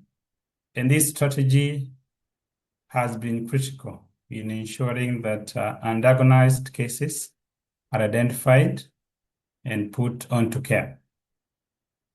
And the program's success is highly dependent on trust, confidentiality, and voluntary participation. And these principles are also contained within the WHO's guidelines, and also they're also within the Kenya Health Data Protection Act. So research continues to demonstrate that despite there being the need to have all people tested and also put under care, some violations continue to occur. And these violations have been resulting into negative effects. And one of the effects is delay in seeking care, or even the delay in disclosing status, or even adhering to treatment. And that automatically has led to undermining the fight against HIV. And over the years, it has been identified that some of the confidentiality violations occur, leads us to ask this question, that what would be the causes of these breaches? Will it be that we don't have sufficient policies and laws, or is it because our implementation is lacking? Or is it that we also have weaker governance frameworks that perpetuate this effect, and therefore we continue to have violations occurring? And that became the focus of this abstract, trying just to understand. Whenever we have heard of breaches, I know they occur in every space within the world, but our focus today is on health and mostly on HIV. The question we're asking, can we pin it down to data governance issue, or is it going to be a human behavior issue, or is it both? And our focus will be on women living with HIV in Kisumu County. So the way the study was designed was to be able to collect data among women and also among key experts, and to ensure that the focus covers the needs of the community. Project Implementation Committee was the first thing to be established, and this is basically comprises of some of the young women. It's basically the young women who are the focus of the study, and whereby they played a critical role in ensuring that they can be able to firm up the focuses. What are the key things that we can discuss on? But interestingly and importantly was, how then do we empower them to avoid, to make, or to collect this data? And this was done. We had some training with them over a period of time to make sure they understand the principles of ethics and how that is done. And then these young people, together with the teams on the ground, identify the participant of interest. And hereby we had about 11 focus group discussions that had about 88 participants, 4 key informant interviews, and 24 in-depth interviews with young women. All these ones were young women aged between 16 to 34. And the key informants were from national and county management team. That will give us the governance lens, but also healthcare workers and civil society. So from the findings that we had, there are 4 things of interest that I'm going to talk about. And all of them will be asking whether it's a governance or is it a human issue. And one of the things that is good for us to understand is that healthcare workers play a critical role in ensuring that the strategy works, because they are key in providing counseling sessions, both pre and post, and they are the one to conduct contact tracing after that has been done. And therefore, looking at how that is designed, it gives us a dual-edged sword, whereby we have a governance structure that defines what needs to be done and also who needs to do it. And therefore, this passes on the baton to the structure could be existing, but the behavior and discretion of the individual providers will affect its success. And one of the findings that was unearthed was that there was some inconsistencies in the implementation and follow-up. And the report is that even sometimes the trace didn't happen. Not that it's not supposed to happen, but didn't happen. And that will reflect that then do we have our enforcement protocols strong enough, or is it the supervision that is missing, or something of that? One of the quotes from the participant here indicates that in the hospital I've gone and I have never been asked about my partner. And that is usually asked whether he is positive or negative. But the health facilities never do any contact tracing. So like in 3 hospitals where I took medicine, I have never been asked about something of that sort. That indicates that it's as if that the issue of contact tracing is left at the discretion of the healthcare worker, whether they can or they cannot, and possibly nobody even follows that up. The second item is how then does the healthcare workers handle the data or handle the communication within the environment they live in.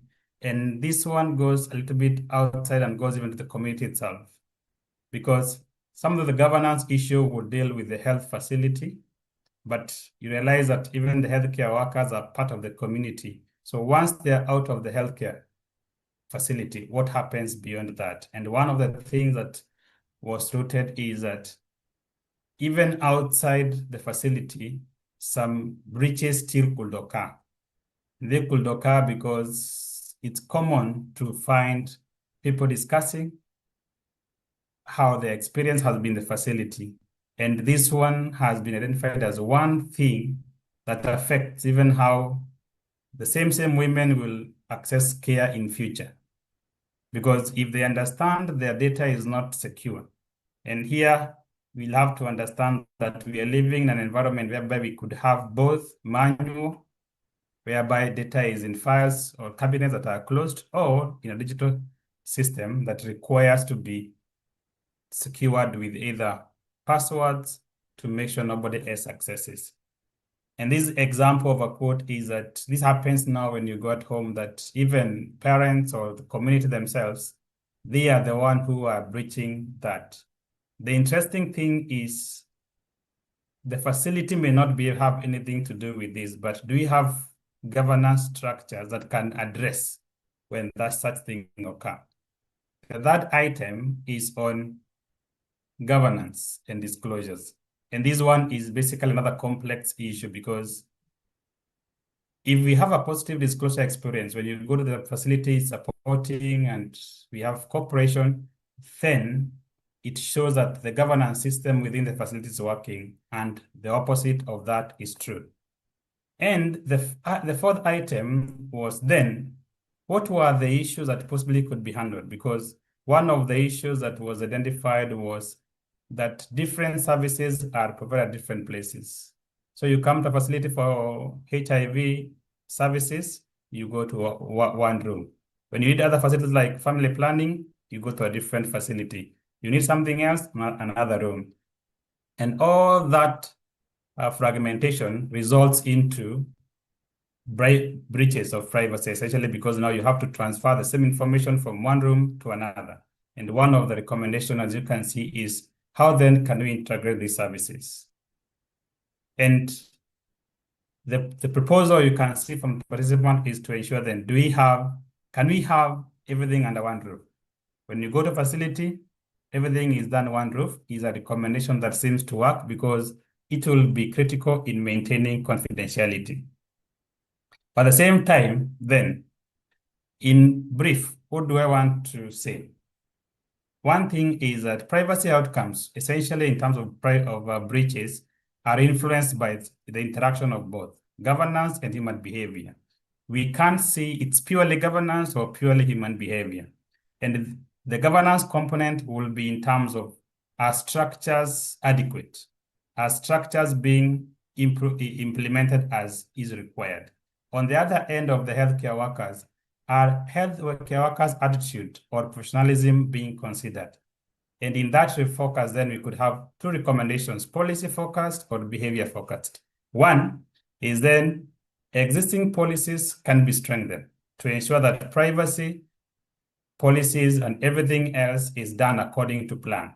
But if that has to succeed, then it means that the healthcare workers also need to be trained on how then do they implement those policies, and let them be supportive, be ethical, and ensure non-judgmental. Thank you very much.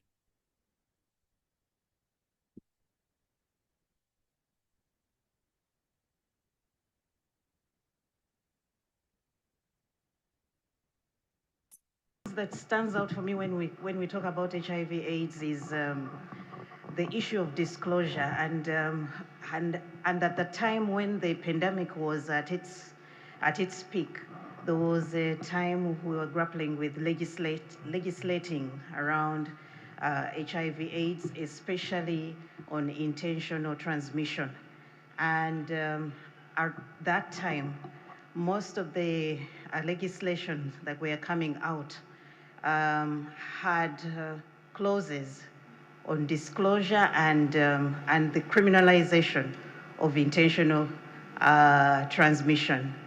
And it's quite interesting if, John, you could also make a comment on that. now we are in the advent of where we have now data protection laws being implemented and adopted in a number of our countries, and how we would have that interface with the concerns around disclosure and intentional transmission of HIV/AIDS, especially in cases that come before court. For example, if it was a rape case and in the process of the rape, the victim acquires HIV/AIDS. And then there is a need to actually disclose, because that case, for the success of that case, especially on the angle of intentional transmission of HIV/AIDS, which some of our laws do still uphold, for it to be successful, there is need to have that disclosed. And yet, there is the need to also have the status of the perpetrator being protected. So I would like you to make a comment on that as we conclude your segment. I don't know what your thoughts are on that, but that kept ringing in my head as some of the things that we keep grappling over, criminalization and ensuring that perpetrators who intentionally transmit HIV/AIDS do get to be punished by the law. Thank you. Yeah, thank you very much. And thank you for that question. And I think it's interesting because it's a question that has also been, even I think, as you've said, in courts, whether essentially we're able to prove that it was intentional, because that is intentional. It's a behavioral component, as I've mentioned. But at the same time, you also have to realize that laws continue to be progressive in nature, because over time we understand that there's some information that is required in law, required to be able to prosecute something. And at what point then does it fall within the premise that this one is going to be protected or is going to be not protected? I think in most cases what happens is basically to be able to provide the data required in that case, but at the same time to make sure that it does not come up with further problems, because such a stigma that comes up with them, to ensure that irrespective of the circumstance that is there, though you may not be able to prove the intentionality, that data is able to provide, or the laws are able to protect both, but at the same time to prosecute whoever is going to be on the wrong. Thank you. Ladies and gentlemen, do we have any questions for John at this juncture? You have an opportunity to speak to him regarding his paper. No questions? Wow.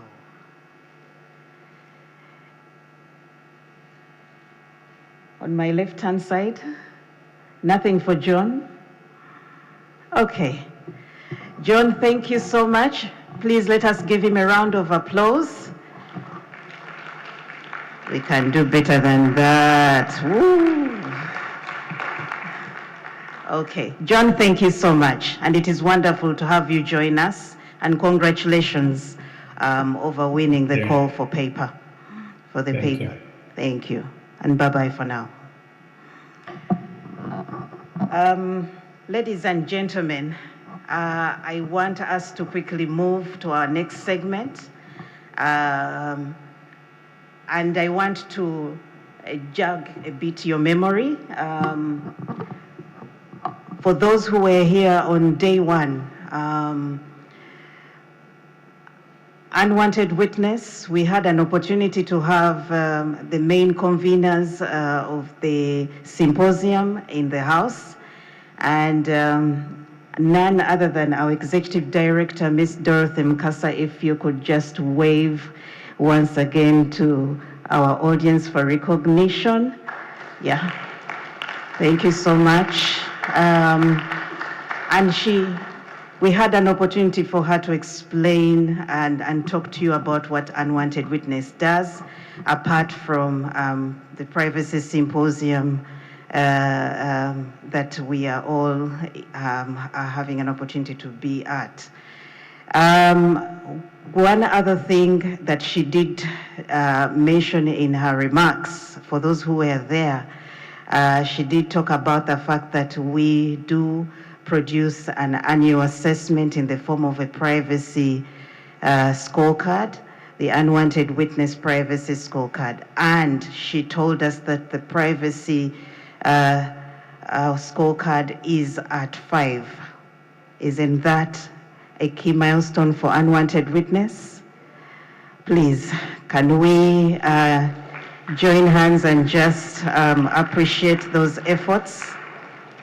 And as we mark 5 years of assessing data collectors and processors in Africa, the scorecard continues to grow. I would like us to see I would like you to share with you and join us in the journey of where we have been, where we started from, and up to now in this year when we make 5 years. 5 years ago, a bold idea was born. An idea that asked hard questions about power, responsibility, and trust in the digital age. From the heart of Uganda, Unwanted Witness dared to shine a light on how our personal data is handled, birthing a first-of-its-kind accountability tool, the Privacy Scorecard Report. In its infancy, the scorecard began by assessing data collectors in just one country. But truth has a way of growing. Today, 5 years on, that same idea now spans 9 African nations, from South Africa to East Africa, and now reaching West Africa. Each assessment, each revelation has deepened the continent's conversation on data protection, trust, and digital rights. The Privacy Scorecard hasn't just measured performance, it has changed behavior. It has held data collectors accountable, inspired policy reforms, and sparked a culture of responsibility among those who collect, store, and use our information. And from its insights came yet another milestone, the Data Protection Compliance Guidebook, a practical companion helping organizations align their actions with the values the scorecard upholds: transparency, fairness, and respect for human dignity. 5 years on, the Privacy Scorecard Report stands as more than a publication. It is a mirror reflecting how far Africa has come and a compass guiding where we must go next. Because protecting privacy is not a privilege. It is a right that sustains trust in our digital future.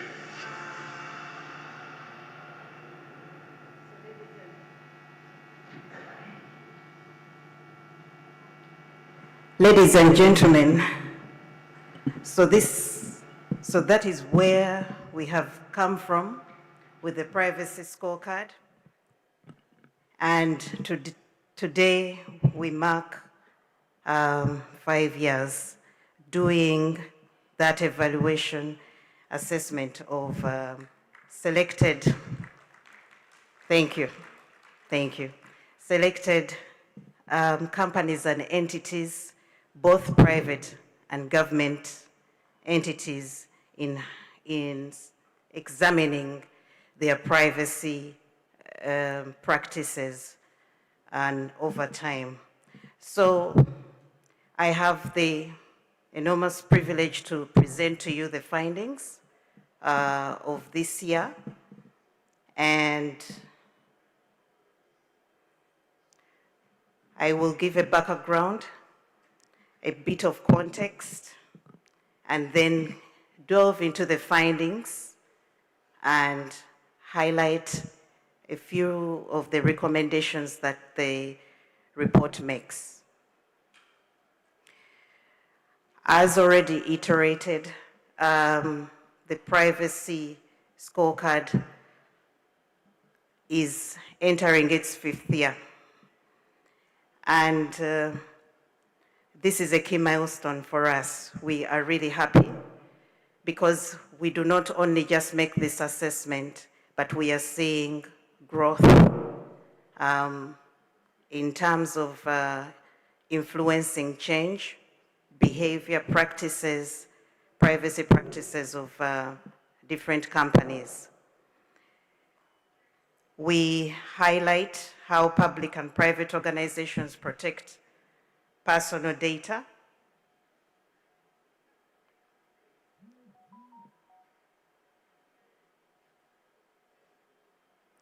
We highlight how public and private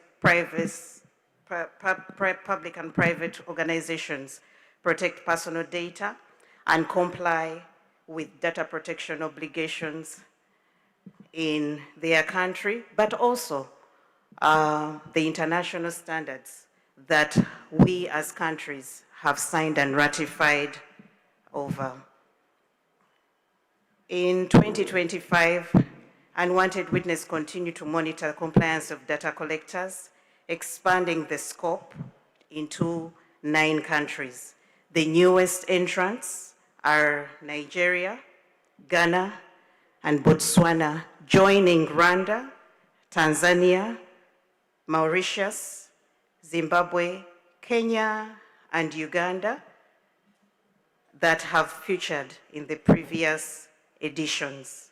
Ladies and gentlemen, last year in 2024, we had 6 countries and 190 entities and companies being assessed, while in 2023, we had 4 countries featuring and 48 companies and entities were assessed. In 2022, we had 12 companies and entities assessed in 2 countries. And while in 2021, when the inaugural year for the privacy scorecard, we had 32 countries assessed in 1 country. Ladies and gentlemen, the assessment utilizes objectives and quantitative parameters for analyzing the policies and practices of these selected data collectors. Usually, in the selection of these data collectors and processors, we look at those who have a high market value and as well as those low and medium performing companies. So there is a bit of that. Obviously, we can't have all of them in, but we have a sample of those that are in those tiers. The scorecard evaluates corporate privacy policies and practices, and this is done against internationally acceptable standards and national data protection laws. And this year, ladies and gentlemen, a total of 286 companies and organizations were evaluated. We utilize a deeper methodology that adopts a focus on 8 sectors, and these namely are e-commerce, financial services, telecommunications, digital loan services, online betting, e-government, insurance, and health. And we have 7 indicators that help us to do the assessment, namely registration with the national regulator, accessible privacy policy, pre-collection data transparency in relation to the rights of data subjects, third-party transfer, practice robust data security, availability of a transparency report, internal data breach resolutions.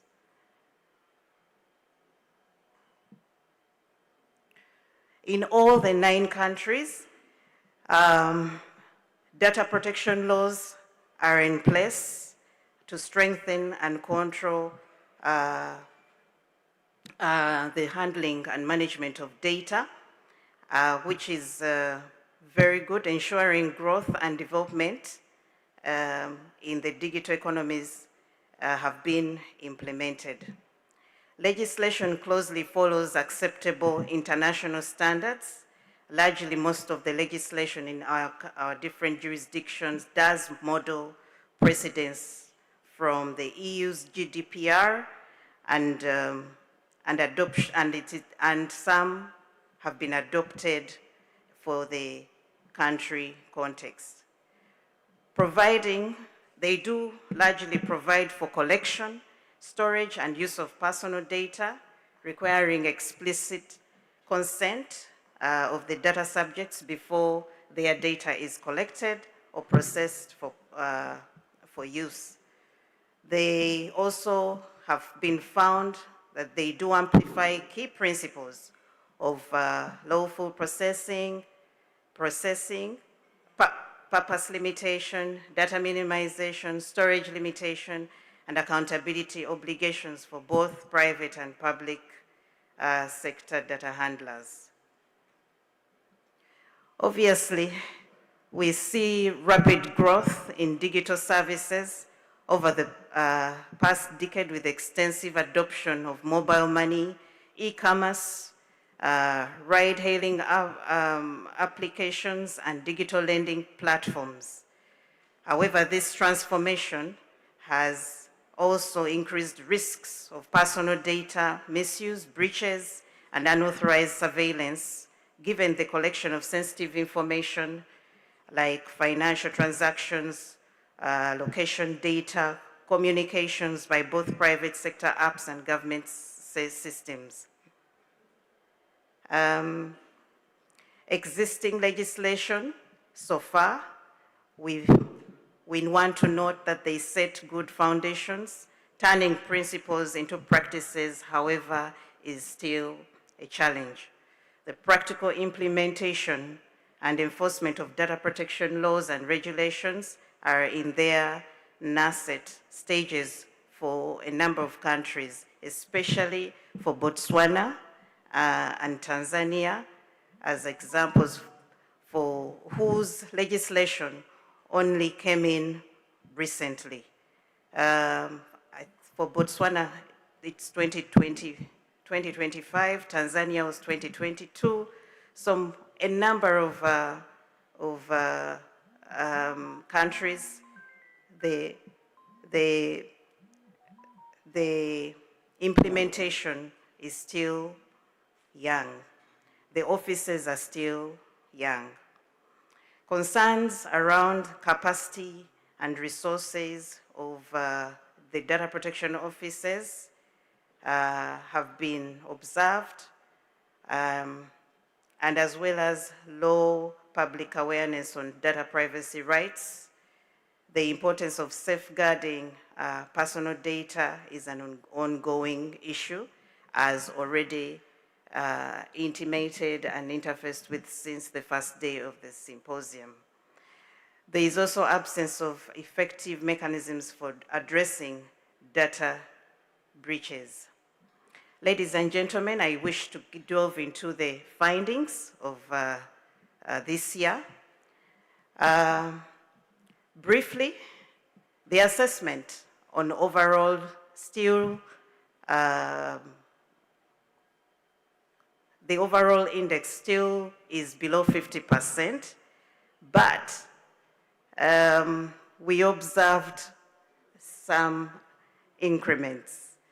This year, the overall score is at 46 compared to last year, which was 40, and Kenya continues to lead. Last year, Kenya led with 40%. And this year, following Kenya is Nigeria, Uganda, Mauritius, Ghana, Botswana, Rwanda, Tanzania, and Zimbabwe, as you may observe with the graph over there.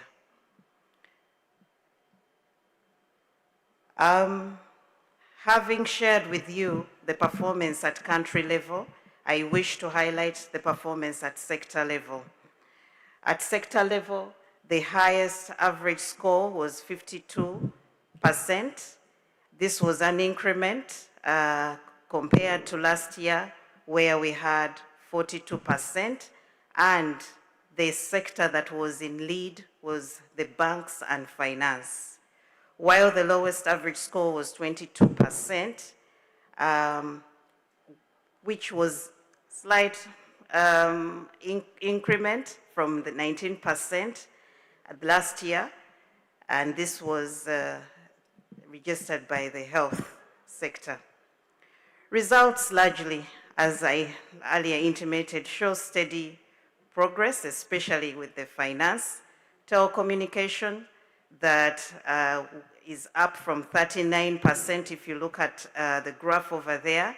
Insurance is up from 40% that was registered last year, and the story goes on as you see the graphs over there.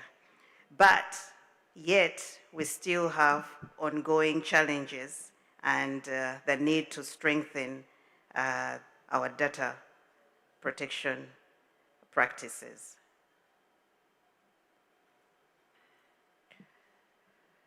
I also wish to share the performance at indicator level. Remember, I did say that the assessment is guided by 8 indicators. So the performance at indicator level will be shared with you at both country and sector level. So if you see the graphs there, okay.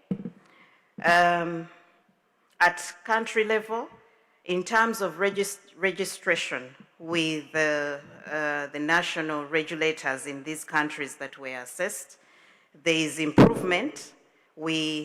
Last year, we only had 2 countries, but this year, we had the assessment expand to 4 countries. This does not go to say that there is no registration, but we use what is publicly available. And at this juncture, I really wish to indulge our regulators if the data on those that have registered with them can be put on their websites, or even when we physically write to you to request for information. Overall registration rates are from 63% that was registered last year to 88% this year. Obviously, Kenya continues to lead, followed by Nigeria at 66%, Uganda at 63%, and Ghana at 53%, showing progress, but there is an even uptake across the countries. At sector level,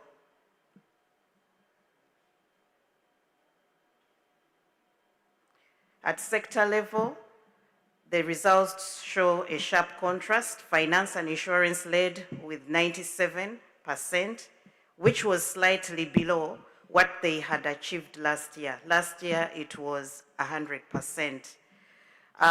This goes to show you that we keep visiting your privacy policies as companies and entities to see that you still adhere to the key principles on data protection.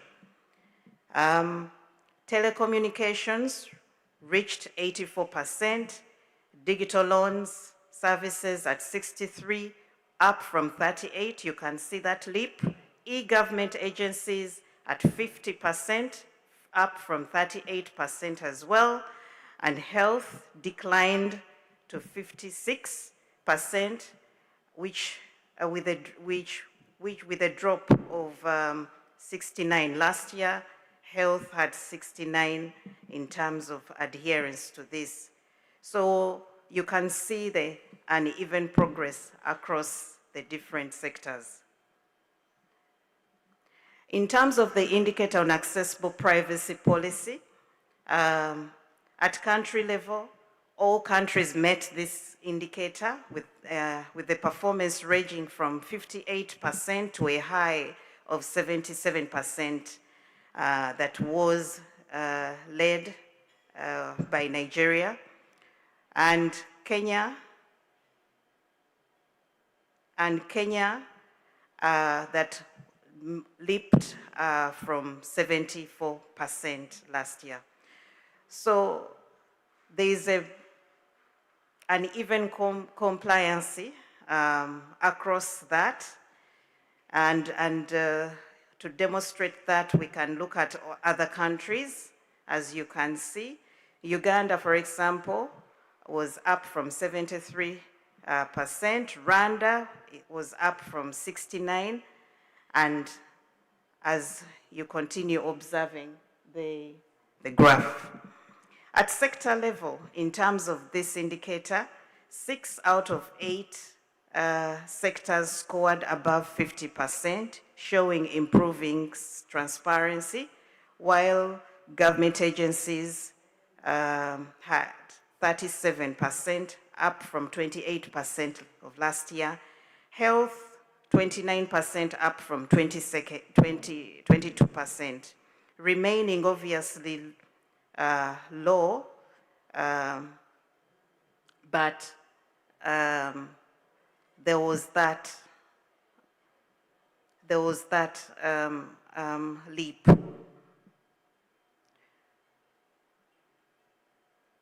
Okay, then the third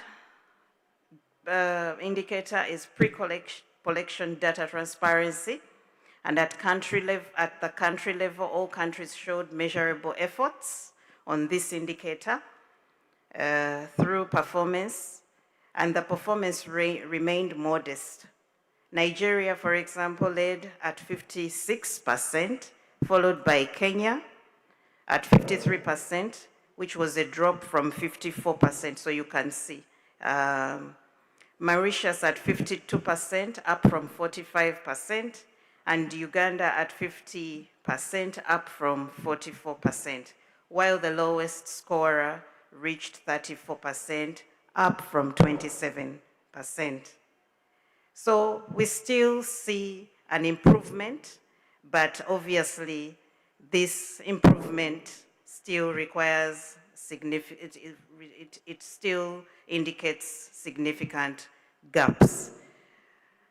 They look like there's small marks, but we do uphold and commend those efforts, because for every journey of 1,000 miles,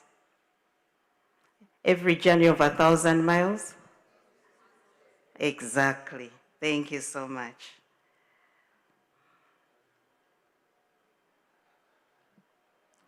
At sector level, in terms of the data subjects' rights, banks and finance remained the most compliant, rising to 53% from 42%. Banks and finance sector, telecommunication have been sectors that have been featuring in the discussions over the last 2 days up to today, and with them being cited for some best practices. So you can see they are also performing here. Other sectors, including telecom, were up from 35%. Online betting was up from 31%. E-commerce up from 36%. Insurance up from 38%, and digital loans up from 31%. When you look at the current performance, although this stayed below 50%. While health was still the weakest, there was still some improvement, which we want to recognize, from 15% to 19%, showing gradual progress, despite the persistent challenges as amplified by that performance. Third-party data transfer as an indicator, the performance at country level and sector level. The results show that the organizations continued to demonstrate some effort towards meeting this indicator, but it still remained below the threshold of 50%, and this was consistent with the performance last year. So you see, we need more work there. 6 out of 9 countries had demonstrable compliance, and Uganda recorded the highest score at 26%, up from 21%, while Nigeria and Mauritius followed closely at 23 each. The figures underscore the persistent challenges in achieving substantive compliance, with progress occurring only in incremental steps. When it comes to security of data, all countries increased efforts on this indicator. Nigeria led at 62% and followed by Mauritius and Uganda at 59, Botswana 56, Kenya 55%, and the lowest score remained at 43, as it was last year. At sector level, the banks and finance topped the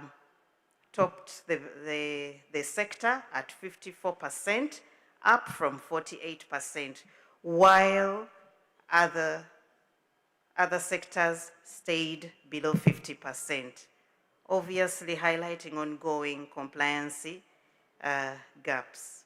Availability of a transparency report, compliance remained generally low, both at country and sector levels, despite the efforts. Mauritius led at 26%, up from 10% of last year, followed by Kenya and Botswana at 22%. Kenya was up from 0%, so you can see.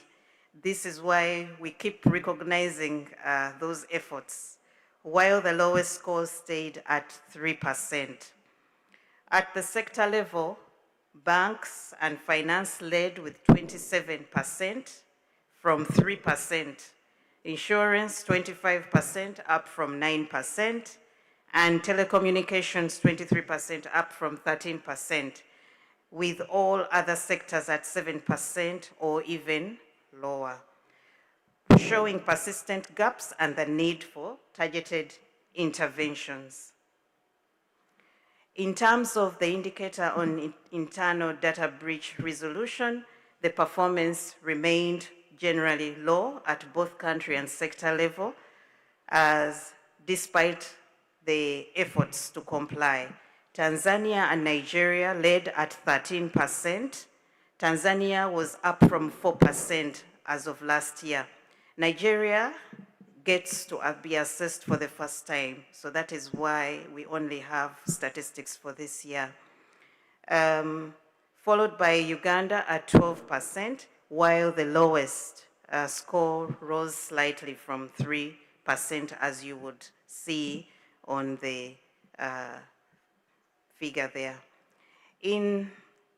For the sectors, banks and finance and telecommunication sectors led at 13%, up from 7% of last year. E-commerce at 10%, up from 7%. And all the other sectors scored 8% or below, highlighting persistent gaps and the need for targeted capacity building and enforcement.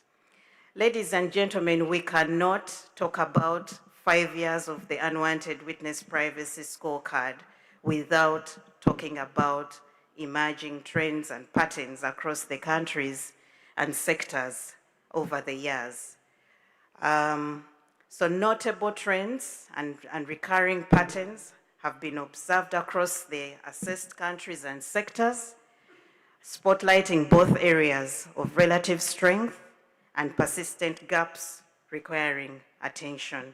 Ladies and gentlemen, that graph over there shows you how the different countries that have been participating in the assessment since the inaugural year 2021 up until today.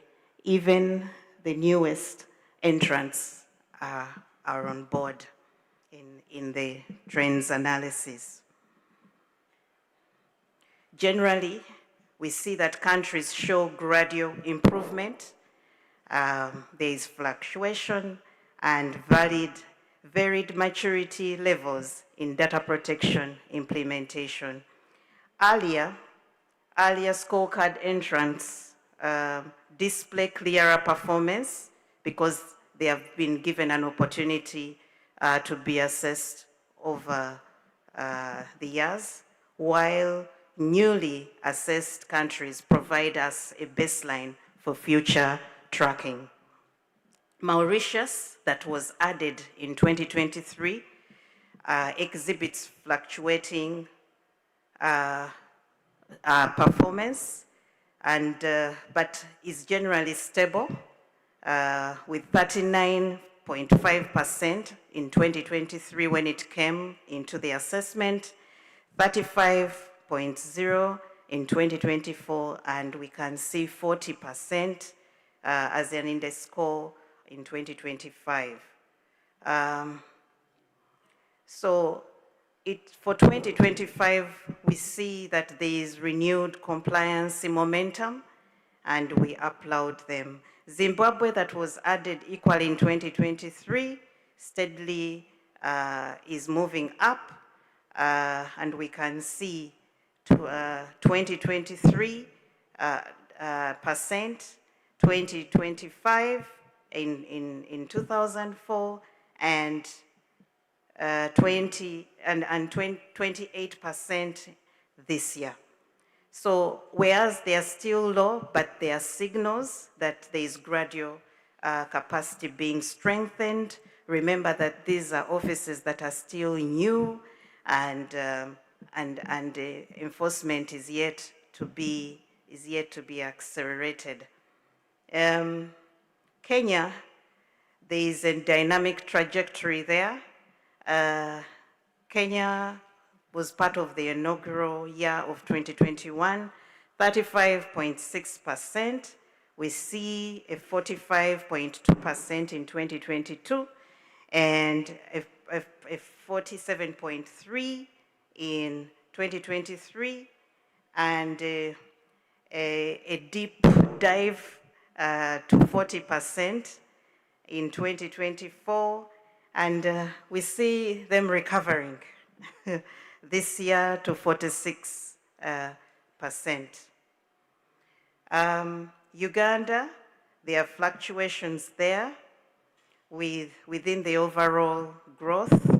We have 35.6% in 2021, 36.3% in 2022, 47.4% in 2023, 38.0% in 2024, and 43% in 2025 this year. So these statistics and these patterns show resilience and also some improvement in institutional consistency. Rwanda, added in 2024, exhibits moderate baseline from 30% to 33% in 2025. Earlier shows an indicator of earlier signs of strengthening regulatory structures. Tanzania, on the other hand, added in 2024 as well, exhibits 29% and 33% this year. Same. So There is parallel progress, like Rwanda in its initial progress. So all these indicate early development and shared regional challenges. Nigeria added this year enters strongly with a 44%, surpassing several long-tracked countries, reflecting ongoing reforms and increased focus on data governance. Ghana and Botswana added as well this year, both entered at 36.0, providing mid-range baselines for future monitoring. Overall, over the years, the trends show gradual improvement and increasing alignment with data protection reforms. Early entrants reveal cyclical performance, while newer ones offer benchmarks for future progress. Overall, upward movement signals growth for the institutions that are making investments there, though sustained and consistent compliance remains a challenge. Ladies and gentlemen, the trends at sector level. That's the next. Overall, as you continue to study it, progress remains uneven across sectors with fluctuating maturity levels and persistent structural gaps. Some industries show steady improvement, while others face declining or unstable compliance, underscoring the need for targeted regulatory and institutional interventions. Government agencies persistent.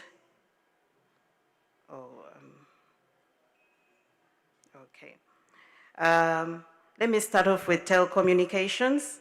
Steady improvement from 35% in 2021 and to 46% in 2025, indicating gradual institutionalization of privacy practices driven by sector scrutiny and its central role in the digital ecosystem. E-commerce, on the other hand, strong early performance, over 50% in 2021-2022, as you would see, but a sharp decline from 2023, stabilizing at 39% in 2024 and 2025.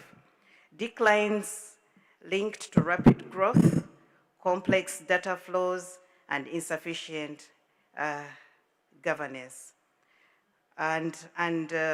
For online banking, we see volatile results, 33.8% in 2023 to 2029 in 2024, and 36 in this year, 2025.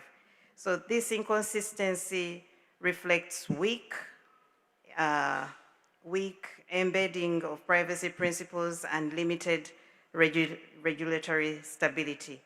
Banks and finance show strong and they are more stable performers.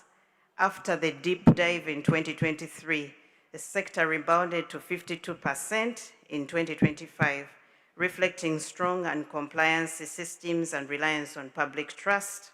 Insurance has significant growth with 23% in 2021 to 44% in 2025. Though this was a moderate performance, there is continued need for improved transparency and safeguards. Government agencies, on the other hand, persistently have low performance, dropped to 11% in 2023, but rose to 2025 in this year. Challenges are tied to weak capacity, inadequate policy frameworks, low prioritization of data protection, they are under-resourced, and while health sector, despite the sensitive data that they handle, they remain dangerously low. 0% in 2021 to 2022 percent in 2025. Major gaps in security, consent management, and breach preparedness. Digital loans has a mixed trajectory there. Strong in 2023, they declined in 2024. Partial recovery in 2025 when you look at the graph that was earlier showed. Fluctuations reflect tensions between aggressive data use models and emerging privacy requirements. Overall, no sector consistently exceeded 60%, and improvements remain sporadic and reactive. Sustained capacity building, sector-specific guidance, and stronger enforcements are needed to embed privacy as a core practice in the organizational culture. Ladies and gentlemen, the report does highlight and gives insights into some of the challenges. We observed uneven sector compliance. As already shared, there was low compliance in the health sector, e-commerce, and some government services. Stronger, obviously, in finance and insurance, as earlier shared. Obviously, non-registration and poor transparency reflect weak regulatory outreach and lack of sector-specific guidance. All these were seen in the sector. Enforcement and institutional capacity gaps, transparency and accountability deficits, weak operational and technical safeguards, low awareness and limited capacity building, biometric data vulnerabilities. As we see rapid rollout of biometric systems or tech being exhibited in largely our national ID systems, the SIM registrations, our e-passport platforms, all these do not have adequate safeguards. Surveillance versus privacy conflicts, these were also observed. We had where we have broader security mandates overriding data protection. We see those institutions that have mandates over surveillance, prioritizing the surveillance activities over data protection in some countries. Unclear cross-border transfer rules, this one is still a gray area, especially where we don't have adequate regulations around that, and even how practically this can be undertaken. So many jurisdictions assessed continue to struggle with that. Technical barriers in terms of policy assessment, where we have broken links, inaccessible websites, missing documents, that all these do obstruct transparency. Some of the companies that were assessed, when you look at their website, some would have a privacy policy, but when you download it, it's not accessible, it's not readable. Some are very long. They do not indicate what the data is going to be used for. They don't indicate whether they do share, all these. And it's against such elements that we do get to assess whether your privacy policy is up to standard. Over-reliance on generic templates, fragmented multi-agency oversight. We have situations where you have authorities in place that have dual mandates. Questions and discourses has been around how effective that would be to provide the much needed regulatory arm, and vis-a-vis obviously those that may not even have. So there are gaps in that, and there are situations where they would not be able to assume responsibility in the event of a breach. Innovation outpacing regulation. This is very critical. We are seeing uptake of tech at a very, very high speed, and yet our regulations are not being tuned to ensure that they are akin to the new developments that are going on. And as a matter of fact, most of our data protection laws are due for amendment. This is food for thought. These are things that we could reflect on and advocate around to ensure that our laws do get tuned to the changing ecosystem. I would like to quickly jump to and give you some insights into the lessons that we were able to observe and best practices. These, we had a couple of them, and I'm just going to sample. I will not go through all, but we observed that for those companies that had comprehensive and accessible privacy policies, did build trust with their customers or the data subjects. And obviously, we also observed strong security controls as being essential, taking up the fact that security controls are essential is one of the things that we observed. Industry associations as vehicles for sector-specific capacity building.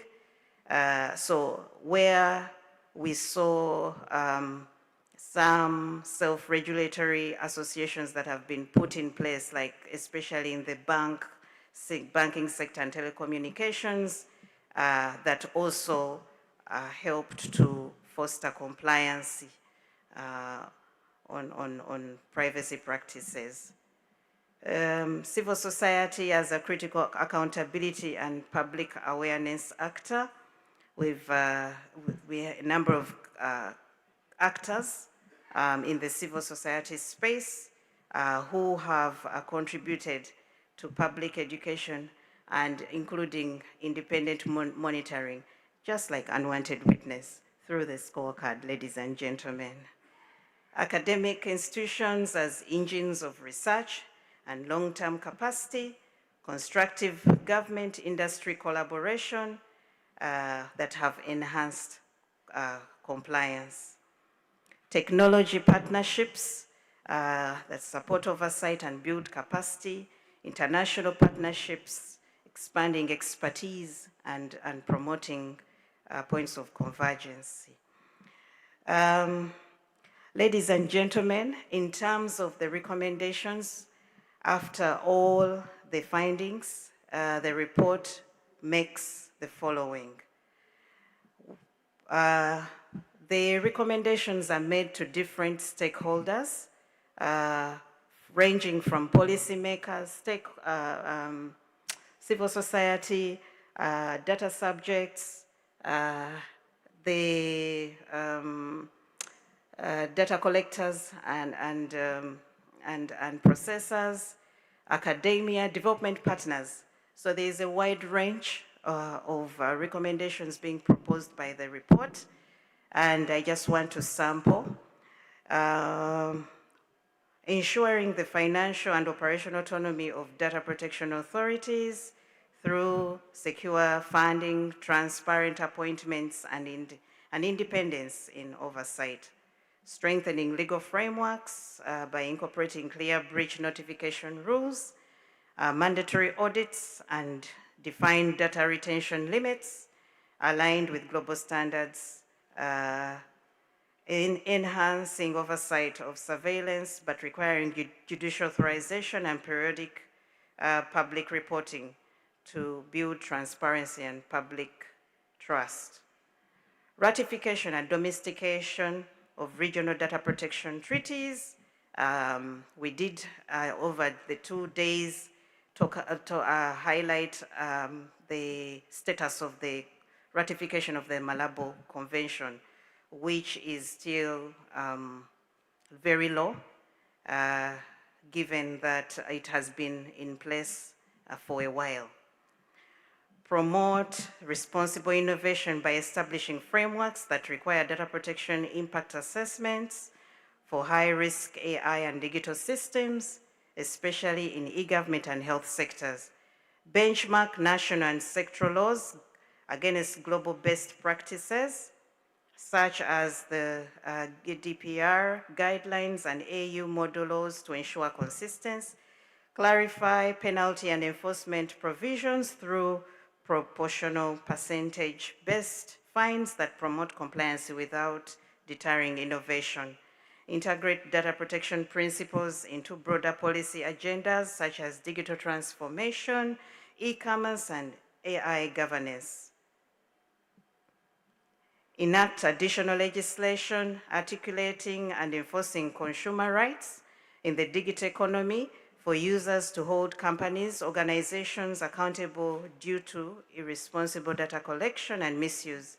Incorporate rights, literacy, and skill building on data protection in education curricula, in tertiary schools, and professional training programs to social capacity on exercising user privileges and informed consent.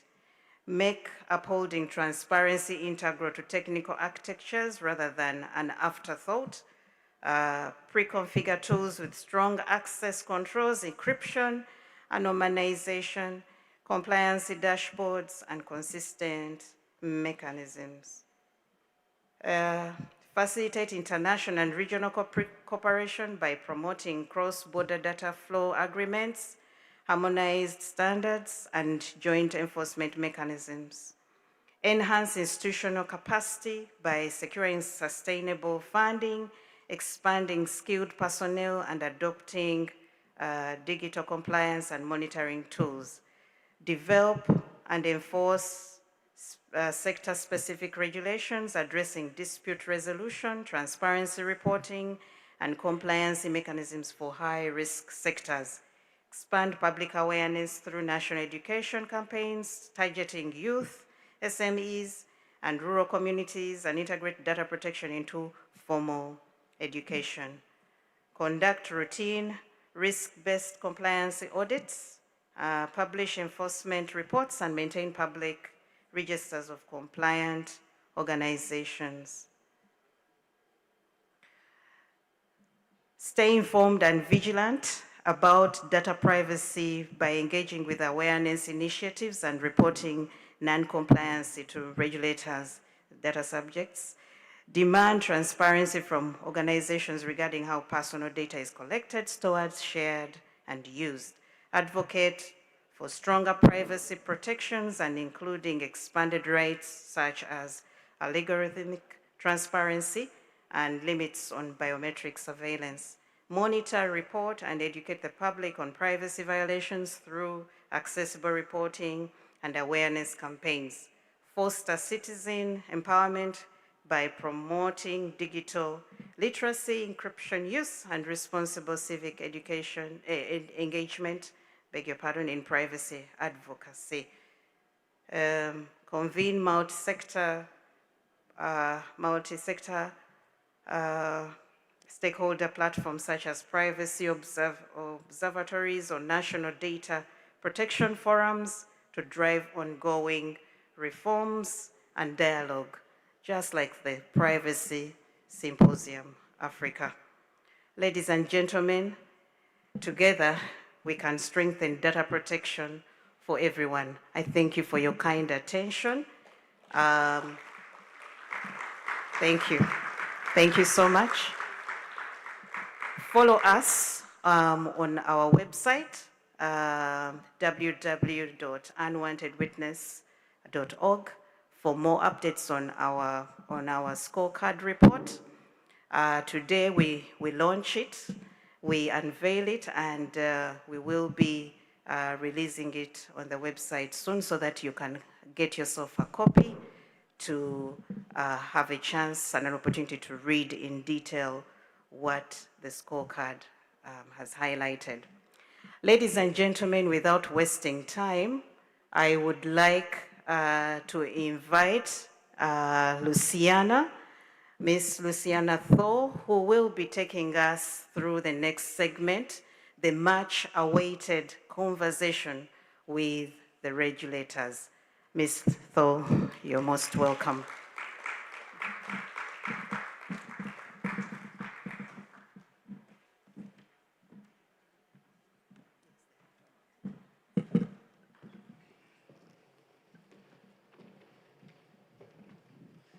Good afternoon, ladies and gentlemen. Good afternoon. Good afternoon. I'll invite everyone to stand for a moment. Everyone, kindly stand on your feet. Make sure you're not holding anything in your hands. I'd like us to do a simple exercise as the team is setting up. This exercise, which we're going to do, is called traffic lights. Say traffic lights with me. Traffic light. Everyone has seen traffic lights, right? People call them robots or whatever else you call them. In Kenya, we call them traffic lights. Now, this is meant to get your body moving. And this is how the game goes. So how many colors does a traffic light usually have? 3. 3, right? If yours has 4, your country is off, eh? Okay, so say out loud the colors that you would find on traffic lights. Color number 1? Green. Red, amber, Green. red, amber, and green, right? Okay, so what does red mean? Stop. What does amber mean? Get ready. Get ready to move. What does green mean? Move. Okay, so if I say red, it means you stand still. You don't move. Abby? Are we together up until there? If I say green, you must move to your right. So I want you to hop to your right. Hop. Yeah, so you can't be moving like this. You must hop. All right? So let me see how well we're going to do it. So red. Green. All right. Now, if I say amber, you must move your feet slightly as if you're marching. So if you stand still, you're violating the traffic lights. So amber, you must march a bit. All right? So let's try that again. Red. Amber. Some of you are standing. Okay. Red. Amber. Green. Green. Red. Amber. Green. Some of you don't know your rights. Red. Red.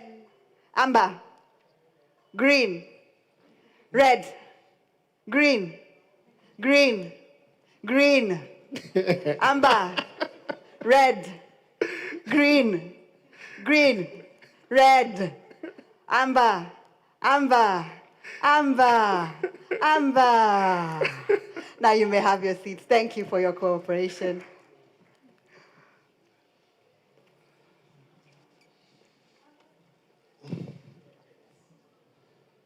That's a good one.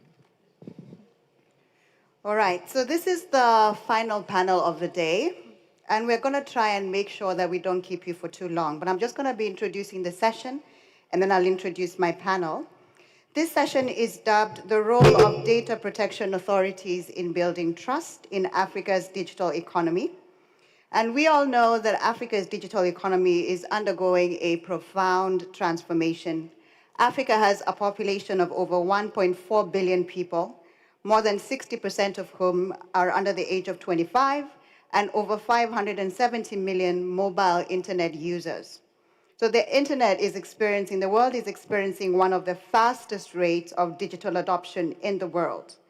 It is expected that by 2030, Africa's digital economy will proceed to reach over $180 billion, driven by connectivity, fintech innovation, remote work, and a growing technology talent base. So it is projected that there is an emerging digital middle class, which is defined not by salaries, but by digital skills, online income, remote access to global markets, and technology-enabled financial inclusion. Guardians of this trust are also rapidly important, and that is why data protection authorities who ensure that innovation flourishes without compromising people's rights and dignity are important. The work of DPAs is to enable trust through guidance, enforcement, and public awareness, but we know that their work is not without challenges. Across the continent, DPAs are facing limited institutional capacity, uneven enforcement environments, and the reality that public awareness of data protection rights remains low. So you have digital systems expanding and demands growing on DPAs, everything from oversight to breach reporting to cross-border data flows to compliance cultures in public and private sectors. These challenges don't lessen the importance of DPAs. In fact, they highlight why their role is important. And one of the things that's going to be clear after this conversation is that a trusted digital economy doesn't just emerge, it is built. So to help me have this conversation, allow me to welcome on stage 4 panelists, starting with Ms. Adobe Nwankwo, who is from the Nigerian Data Protection Commission. She's the head of the Innovation Unit. Welcome to the stage. Also, allow me to invite Commissioner Likando Luya, who is from the Office of the Data Protection Commission in Zambia. Welcome, sir. Allow me to also introduce from Ghana, Dr. Arnold Kavarpo, who is the CEO of the Data Protection Commission. Thank you, sir. Last but not least, allow me to welcome Mr. Sihelo Simelane, who is the Assistant Director of the Eswatini Data Protection Authority. These 4 panelists will help me have the conversation. Great. Thank you. Before we came on stage, I asked each of them to think of a fun fact, something that would humanize them in a sense before we get into the meat of the conversation. So I'll allow each of them, starting from my left, to tell you their fun fact. I promise they'll keep it PG-13. You can see them later for other details in case you need to, right? So let me start with Mr. Simelane, your fun fact for the audience. Good afternoon, everyone. My fun fact is that this is my 3rd time in Nigeria. Every time I get to the airport and everywhere, they talk to me in their local language. Uh-huh. They say I look like an Igbo. I don't know. Does he look Igbo? You must give him an Igbo name, ne? All right. Yeah, Thank you, that's what- Simelane. Yes, Arnold. Good afternoon, everyone. Good afternoon. For me, I'm actually an amateur carpenter. Is it? Yeah, so I like to try and build stuff. What's with my the hands. best thing that you have made so far? I'm still trying to get there, but I make, I've done some chairs for the kids, Okay. and they're the only ones who appreciate it. Okay. The missus not so much, so it's not made its way into any of the rooms, so it's Okay. always outside. So they can commission some work from you after. There you go. Oh, fantastic. All right. And to you, sir.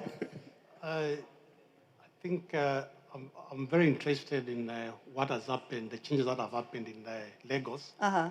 10 years ago when I was here, I was literally entering the plane with my belt and shoes in my hand because of the confusion that was at the airport. This time around, it was so smooth.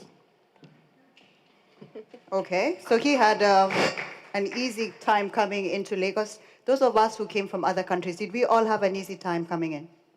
I'm seeing people shaking their heads saying, mm-mm. All right, ma'am, and to you. Can you all hear me? Yeah. Okay, so mine will be, I love the smell of rain, Mhm. petrichor. I like when it rains, that natural smell. Uh-huh. I do like it. And I also love to read books and romantic novels. All right. Okay. So she likes to read romance. Yeah. Okay. So let's get into the meat of the conversation just so we don't keep people here for too long. So we're here to talk about the importance of regulators in building trust. And I'm going to start my first question with you, Adobe, because you're right next to me. Okay. We're going to speak about the importance of effective regulatory compliance. And we know that this is the foundation for building digital trust. And my question to you is, in this rapidly growing African digital economy, how can DPAs move beyond enforcement to being enablers of digital trust, ensuring that, yes, we have innovation, but we are also not compromising the rights of citizens and their dignity? Okay, so moving beyond enforcement enables digital trust because it's not just about fine and punish, but more of being preventive, proactive, and also having collaborative approach. So our act, which is the Nigeria Data Protection Act, has already mandated the Commission to not just enforce compliance, but also to promote awareness to data controllers and processors, promote awareness regarding risk, obligations, and digital rights. So that has bettered who we are to be educators and facilitators for trust. So with that, we have come up with various mechanisms and initiatives that has streamlined this within our ecosystem. And we could say this one is practically unique to us, which is the DPCO, that's the Data Protection Compliance Organizations, who are experts in the ecosystem to help organizations to streamline their compliance processes and the likes. And we have also provided guidance notices and frameworks which can be seen in our guide, which was launched this year, March this year, which is the General Application and Implementation Directive, which serves as a directive from the Commission regarding policy, privacy policies and ethical considerations and all that.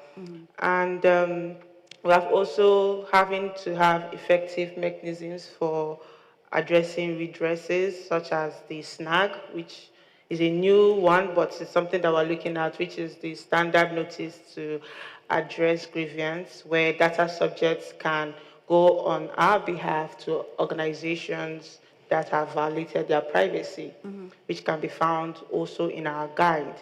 And another big thing again is awareness and education. That's one of the things that we're big on because it's part of our strategic roadmap and pillar 2, which is on human capital development, because we're trying to bridge the gap and also increase the pool of awareness regarding this data protection in our ecosystem. So we're not just starting from the top, we actually go from the ground up. So we have come up with initiatives like Adopt a School, where we go to secondary schools, primary schools, universities. And through this Adopt a School initiative, bettered another one, which is the privacy clubs. And we have like 7 privacy clubs in universities too, speaking to the youth about trying to let them understand their digital rights and all that in order to create an enabling environment where trust is key. And that has also bettered so many other things in order to reach everyone, such as the VPA, the Virtual Privacy Academy, where we brought in actors to act a movie that speaks on data protection and privacy. Then so many other initiatives just for everyone to be able to understand that before we come in and be fining or hitting everyone. So we're very big on the awareness part. Okay, fantastic. So proactivity and not just reactivity. Yes. Great. I want to come to you, Commissioner Likando, and I'm going to use a quote here from Elizabeth, who spoke yesterday, saying that the challenge in Africa is in systems, it's speed. Digital adoption is outpacing governance. But what that means is that Africa has the advantage of building modern, accountable infrastructure without decades of technical debt.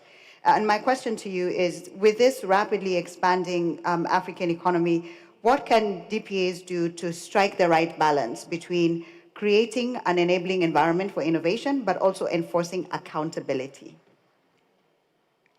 It's given that innovation is a catalyst for digital growth. Yeah. And that having been said, I think it's important that as regulators, we ensure that we strike that required balance.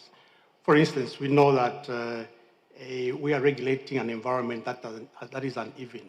We're talking about we have startups, we have SMEs, we have big conglomerates and the like. Therefore, applying the law equitably makes advantage some of the players. Yeah. And this is where now, as regulators, we should be able to look at it from the angle of how do I apply this law so that it does not find itself stifling innovation. Mm-hmm. In the case of Zambia, for instance, what we've done is we've categorized our SMEs. Mm-hmm. And on the basis of that, we're able to give certain exemptions to SMEs. Startups that are, for instance, in the IT sector, we know that some of the tools that they require, they may not be available in the country. And therefore, if we go by what the law says, it means that we'll stifle them. Therefore, we've given them that opportunity to be able to do things that, for instance, they can go out and probably develop the applications on the cloud, which may be against the law, but we are giving exemptions. Mm-hmm. So really what we're saying is, as regulators, I think we should not just wear the hat of being a police officer. Yeah. Let's start wearing that hat of being an enabler, because we need to enable this environment so that the digital economy in Africa can grow, because it's highly dependent on innovation. Yeah, fantastic. I want to come to Dr. Arnold, who's giving us perspectives from Ghana. And we're staying with the theme of trust, Dr. Arnold. And what we want to talk about is knowing that digital public infrastructure is going to rapidly become the backbone of service delivery, because everything from identity systems to payments to health platforms, and we spoke about the HIV earlier, we know that we cannot do away with these platforms. So my question to you is, how can DPAs ensure that these systems are embedding privacy and equity from the very get-go, rather than making these things an afterthought, which is what many businesses would do? No, thank you. Part of me thinks that unwanted witness wanted us to be a bit unsettled with that initial report, but it's fine. We're holding up steady. Yes, so I think maybe a way to premise this is that we already mentioned that Africa is we are actually the second largest population in terms of continents in the world. 1.4 billion people, and that's going to grow into 2.5 billion in 2050.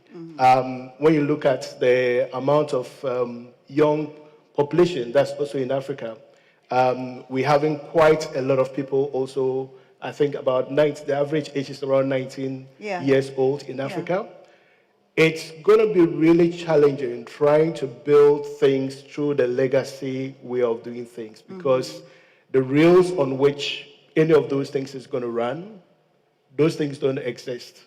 And so we have to think about how do we build like the foundational layer. So you mentioned identity. Yeah. I want to draw parallels with another place, India. When they did their digital public infrastructure, the Aadhaar ID system, that processes 1.3 billion. So today, about 1.3 billion Indians have access to a form of digital identity. And identity, being able to access somebody, know who the person is the first layer to any digital economy, or any kind of building an ecosystem that's going to thrive in that. And so that's one example. Africa has already made some good strides in that. So starting off with, we've got about 500 million ID systems that exist within Africa. There's still a long way to go, but that's great progress for the continent. In terms of building trust at the foundational layer, I would say that DPAs need to be co-architects in the design and the structuring of these digital public infrastructure. But I'm going to say something before I emphasize on that. Yeah. Most digital public infrastructure is a result of statutes. So there's an act of parliament that says that, oh, there is something called national identification. There is something called digital address system, and there's an authority that's responsible for that. We have to respect the autonomy in these provisions, but still require that in the development of those, that are not built in silos. Because once they're treated as an entity is responsible for creating this DPI, it becomes difficult for you to go there and say, okay, I'm coming to ensure that at inception, you are, introducing things like data minimalization, consent management, encryption, and all of those things. So from the way I look at it is right from the beginning, we need to have a national discourse around it, and then begin to appreciate that, these are not creations, these are not siloed creations, but they are part of a broader digital economy strategy. And once we understand it from that context, it becomes easier for us as a continent, still respecting the opportunity that we have. Today, President Trump is waiting to approve whether NVIDIA sells GPUs to China or not. With us as Africa, I know Alphabet is creating their own TPUs. So with us as Africa, if we don't look at it from a holistic angle and see ourselves within that broader framework, it's going to be difficult for anybody. Cassava Technology is different. They order for about 800 GPUs. That's different in terms of the AI revolution and everything. But it's going to be extremely difficult for any African country to even be able to command the respect and say, I want to even access these tools to be able to develop.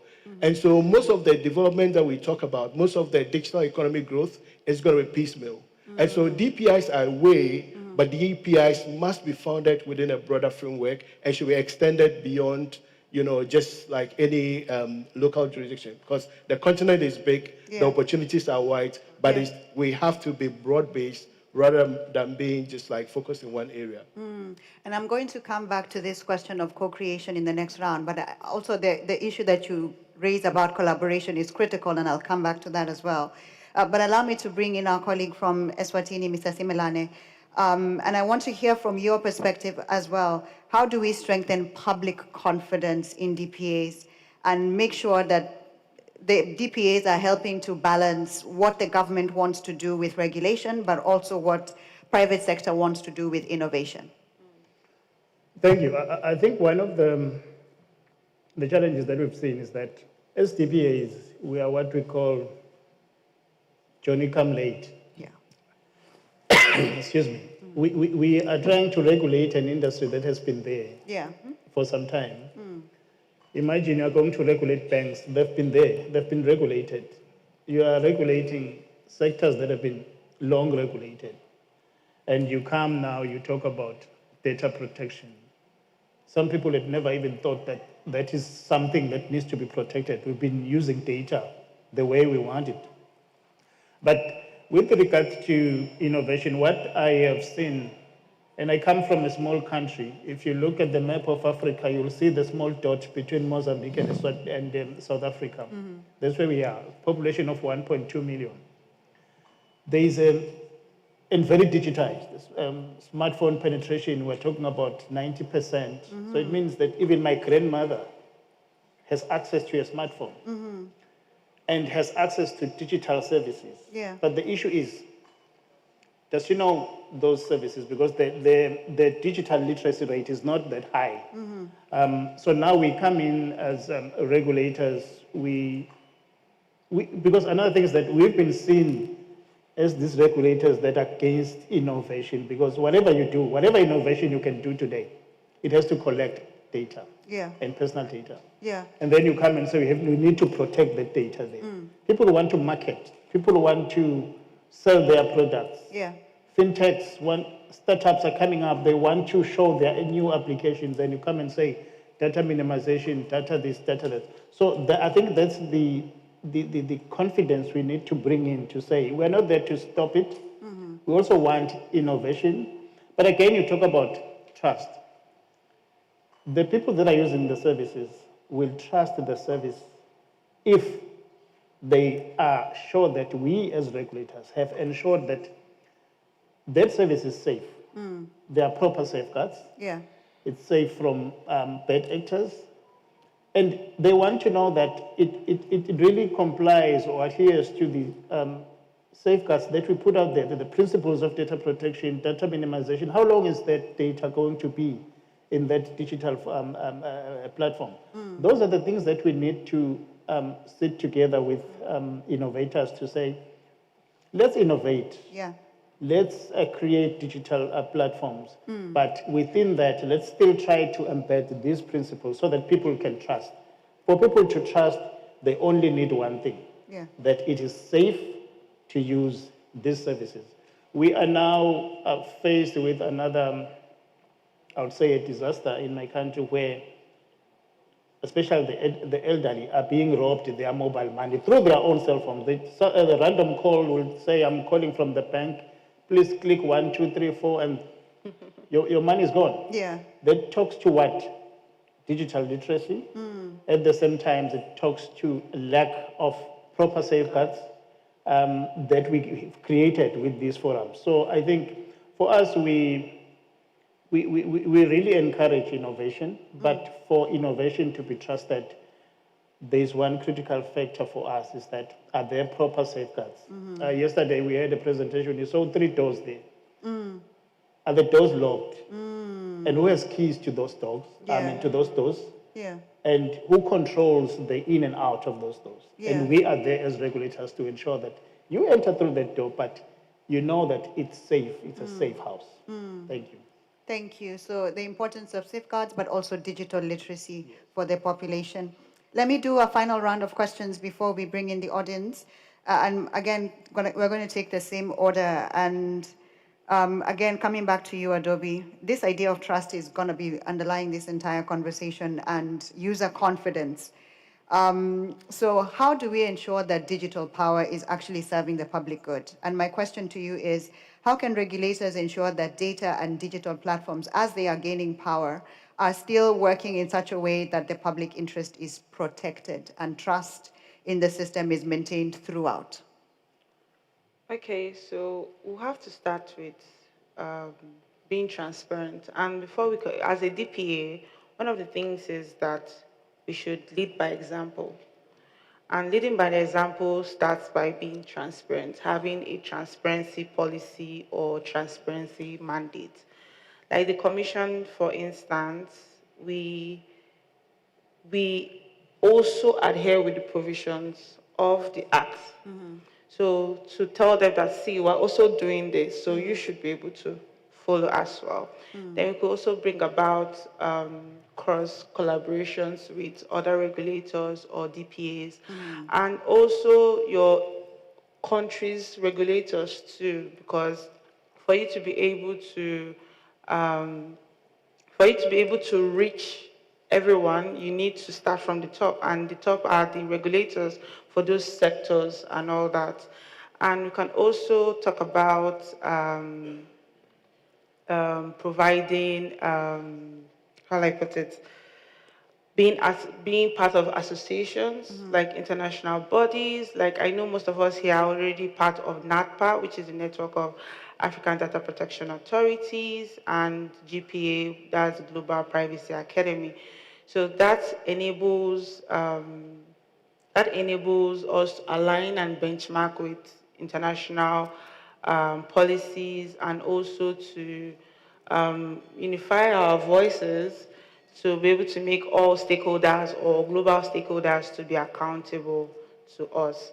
Then we could talk about, could also provide guidance to all innovators or stakeholders involved. I remember there's an organization that was trying to develop a platform for how to utilize lawful bases. And for you to be able to do that, for them to be able to do that, they had to loop in the Commission as for us to be there from the beginning to ensure that that platform speaks to what it's supposed to do. And we could also talk about conducting research on technologies, how it works, the risk, the impact.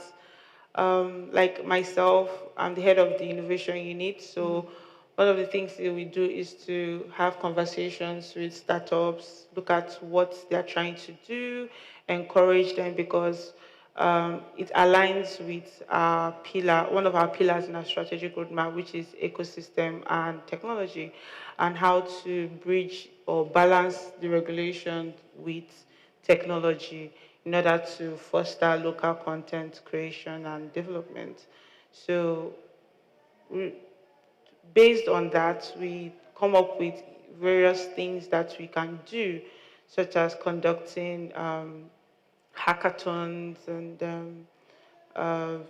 data challenges, data awareness campaigns, and all that will be able to deepen data protection and privacy within our ecosystem. Fantastic. And I'm, again, going to bring up the issue of cross-collaboration, which has come up, even with other commissions, because I think the same way data has no borders, then regulation also cannot be confined to just one border. And we're going to come back to that question, hopefully, in the course of this conversation. Commissioner, allow me to come back to you with my second question to you.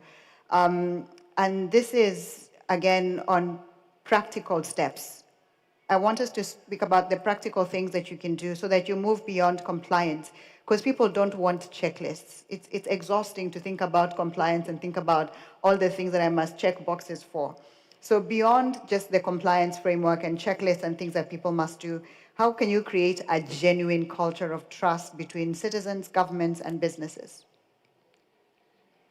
We need to realize that, that trust is a key ingredient to growing the digital economy. For instance, if you look at it from an African perspective, most likely we trust trading on Amazon, eBay, and the like, but we don't even trust trading within ourselves. As a Zambian, I would have a question mark. Should I buy something from Nigeria? Should I buy something from Ghana? We need to move away from that. We need to start growing that trust if we are to grow our continental economy. It is very important to realize that without trust, definitely will not move far. One key thing that we need to realize is that if we are to grow the African economy, we need to ensure that trust becomes the key factor that should evolve around that. Now, one other thing that we need to look at is, for instance, if we're to grow trust, we need to look at the players. What are the players? We're talking about government, we're talking about the citizens, we're talking about the business. These three key players, they need to have that trust. And mainly it's the citizen who needs to have that trust that their funds, for instance, if I was to buy something off Nigeria, definitely I'll be able to receive my goods. I'll be able to receive my services. I'm happy, for instance, now we have entities in Zambia that have partnered with Flutterwave of Nigeria, where we are starting to grow that trust, where somebody all the way in Zambia is able to buy a good or service from Nigeria and pay for it and be able to receive it. I think those are some of the steps that we need to start gaining as Africans if we're to grow the African economy. Creating trust in our own systems. Dr. Arnold, earlier you spoke about the importance of co-creating and co-designing. But I think it's also important, and Adobe has spoken about the importance of cross-border collaboration, that if you're going to be effective in this sector, you must think about how to co-create systems, but also how to collaborate in regulation. So my question for you, and also borrowing from the point that Adobe made about transparency, how can DPAs reimagine their roles so that they're not just enforcers of compliance? Because no one likes enforcers. No one likes regulators, let's be honest. So how do they reimagine their role so that they see themselves more as catalysts that convene the people, that convene innovators, that convene policymakers? And to your point earlier, they co-create and create systems that are ethical and trusted, but also which are collaborating across borders? No, thank you very much for that question. Indeed, when you look at, most industries, most regulators, they are sector specific. So you have like the regulator for banking, it's for banks, the regulator for insurance, the regulator for telcos. But what permeates across board, it's data protection because everybody in one way or the other is processing personal information. And so we're interested in how the information is collected, how the information is stored, how the information is, processed. And even the service availability to the end users. We're interested in, service denial is a form of, it's something that data protection is also interested in. And so us as regulators play a very important role, not just in terms of safeguarding, which is our foremost responsibility, but also as enablers within every digital economy, every innovation ecosystem, from healthcare, health tech, fintech, edutech, agri-tech, everything. There is a role to be played by data protection authorities. She mentioned that there are already some platforms that exist. We are modeled around, the Malabo Convention, the Smart Africa cybersecurity and data protection framework, and also through NAPA and GPA. We have, and then a couple of other working groups in each of these bodies that, we work on. I think a key, very simple one would be, license passporting. If I'm satisfied with, my brother that he's gone through the process to assess an entity, and we have, we are aligned in terms of what is required. I shouldn't have to repeat the same activity if that entity is operating within my region. So for me, these are opportunities for us to collaborate and for us to see how best to build, these kind of ecosystems, especially to allow for cross-border, operations. But also aligned to that is also even the ease of doing business, especially when it comes to regulatory areas for most of the fintechs and innovators. It's the question about, and I think earlier on somebody spoke about regulatory sandboxes. And those are very interesting ways in which we can also support.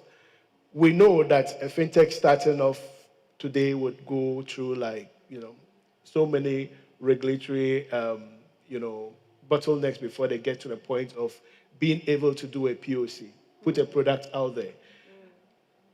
Are there opportunities for us to, even because we cut across all these industries, to handhold through our sandboxes and create safe spaces for them to try out their innovation?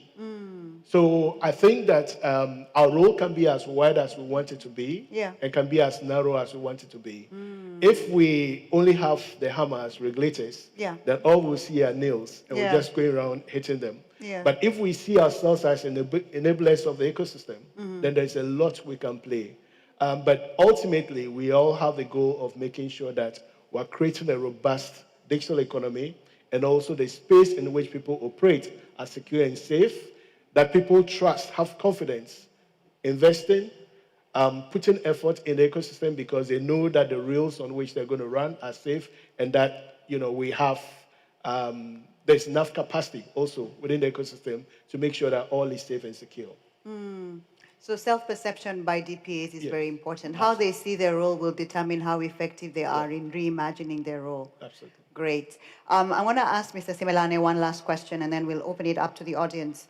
Mr. Simelane, you spoke earlier about the importance of how DPAs enable organizations to operate without, unfettered, so that you don't stifle innovation. And I'm wondering what your work is around helping people to see that privacy and trust are competitive advantages rather than a regulatory hurdle to be overcome. Could you speak to us about how you help businesses to see that? For us, we have seen how regulation has evolved over the years. we have adopted a regulatory style that is inclusive. We want to involve the people that we regulate. In this case, it will be your data processors and data controllers. Because if you leave those behind and if you don't engage with them on their obligations, on what they need to do, and then you also go ahead and educate the public about their rights without the people who are holding the data knowing of their obligations with regards to those rights, you are creating chaos. Now, again, with regards to innovation, what we have done ourselves is that we have realized that innovation is here to stay and it makes our life easy. Yeah. Even as regulators, there are still things that we need around to make our life, our regulatory jobs easy. And we have to encourage innovation. We have seen innovation in other spheres, but there's legal innovation that is happening within the data protection space. We want startups, we want tech companies that will innovate around data protection. We always talk about privacy by design, privacy by default, but who are those, who has innovated such within the space? So we are encouraging, and we also copied one initiative from Nigeria where they're doing hackathons. We are at the forefront. We want to fund those for our youth, for people with disabilities, to come up with initiatives that will talk to data protection, that will talk to privacy by design, that will speak to the problems that we're trying to solve by regulation. We don't want to be there and say, do this, do that, but we want to be with them so that when they do this, for instance, now if we have a group of young people who are developing apps in my country for the health sector, before they even take it out, they test with us. They bring their apps, their concept to us to say, are we collecting more data when we do this? Is this going to collect more data? And we talk, when we discuss all the issues. How long is this app going to keep the data? Where are you storing the data? Is there any cross-border transfer of data within this innovation of yours? So those are the things that we do even before you're taking out to the public. So it means that we believe in this digital text, but we also want them to be developed within the confines of our mandate, but at the same time, we want to be at the forefront as a regulator to encourage young people to go out and do innovation. In the next year, we will be running out our first hackathon, having taken leave from Nigeria, for the youth to develop special apps that will cater for issues of data protection, but we also want to focus on people living with disabilities. Oh, fantastic. I want to open up the session to Q&A. I just want to see an indication of anyone with a question or comment. So I'm seeing a couple of hands here. As the mic is coming around, I see a hand there. As the mic is coming around, just quick fire round to the people on the panel. Could you please tell us one misconception that people have of regulators in your country? I'm going to start in reverse order. Mr. Simelane, any misconceptions people have about your work? Common one. We are the police. You're the police. So they don't like you. They see you and they run. Okay, Arnold. We are the first point of call for fraud management. Aha. Okay, Commissioner.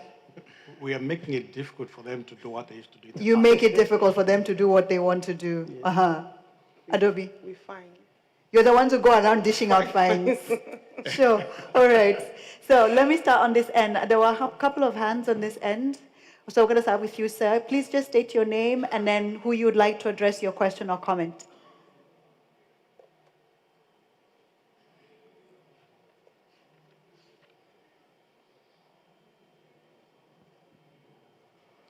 Good afternoon, everyone. Good afternoon. Yeah, my name is Victor. Yes. So I have 4 questions. Okay. I pray they are concise. No, I'm going to address to each and every one of them. Okay. So the first question is for Adobe. Yeah. So obviously in Africa, our countries have different levels of maturity in data protection. So from your perspective, what is the single biggest obstacle preventing Africa from moving from fragmented national regimes to coherent Pan-African data governance system? And what are the regulators in Africa doing to remedy the situation? Okay. Hold on. Let's take all his questions and then we can have everyone answer. So you'll just take note of yours, sir. And then if you could also be just a bit louder so we can hear you clearly. The second question is for the commissioner from Zambia. Yeah. Do you believe the Malabar Convention can realistically become the anchor for continental harmonization? Or should Africa be thinking about entirely a new AU-level privacy framework? Okay. So should Africa be considering a new EU-level data privacy framework? Continental harmonization, yes. Okay. So, Commissioner from Ghana, as AI governance is rapidly evolving globally, do African regulators intend to harmonize AI rules, or will it evolve separately from privacy harmonization? Could you come again? Please take that question again.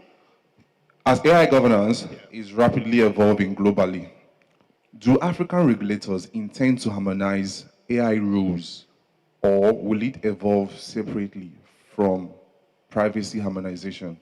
Okay. Yes. So, Commissioner from Eswatini. Uh-huh. Many analysts believe Nigeria is well positioned to lead a harmonized African data protection regime. From your vantage point, what specific leadership do you or actions do you expect or would you want from Nigeria? I hope that's clear, Mr. Simelane. I missed the first part. Okay, please take that again. Many analysts believe Nigeria is now well positioned to lead a harmonized African data protection regime. Mm-hmm. From your vantage point, what specific leadership actions do you expect or would you want from Nigeria? Is that okay? Thank you. Thank you, sir. There was another hand here, and then there was a hand on this end. Now we'll close that session.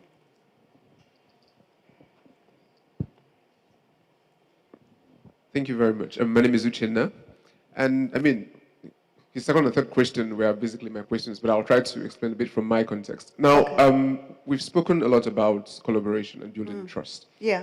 Even at the NADPA conference earlier this year, we spoke about the same thing. So now, coming from, say, the African Continental Free Trade Agreement, which needs us to, transfer, cross-border data transfers, right, and ease of business, do you think that a unified, which is in line with this question anyway, do you think that a unified data protection regime is on the horizon? Do you think it is workable?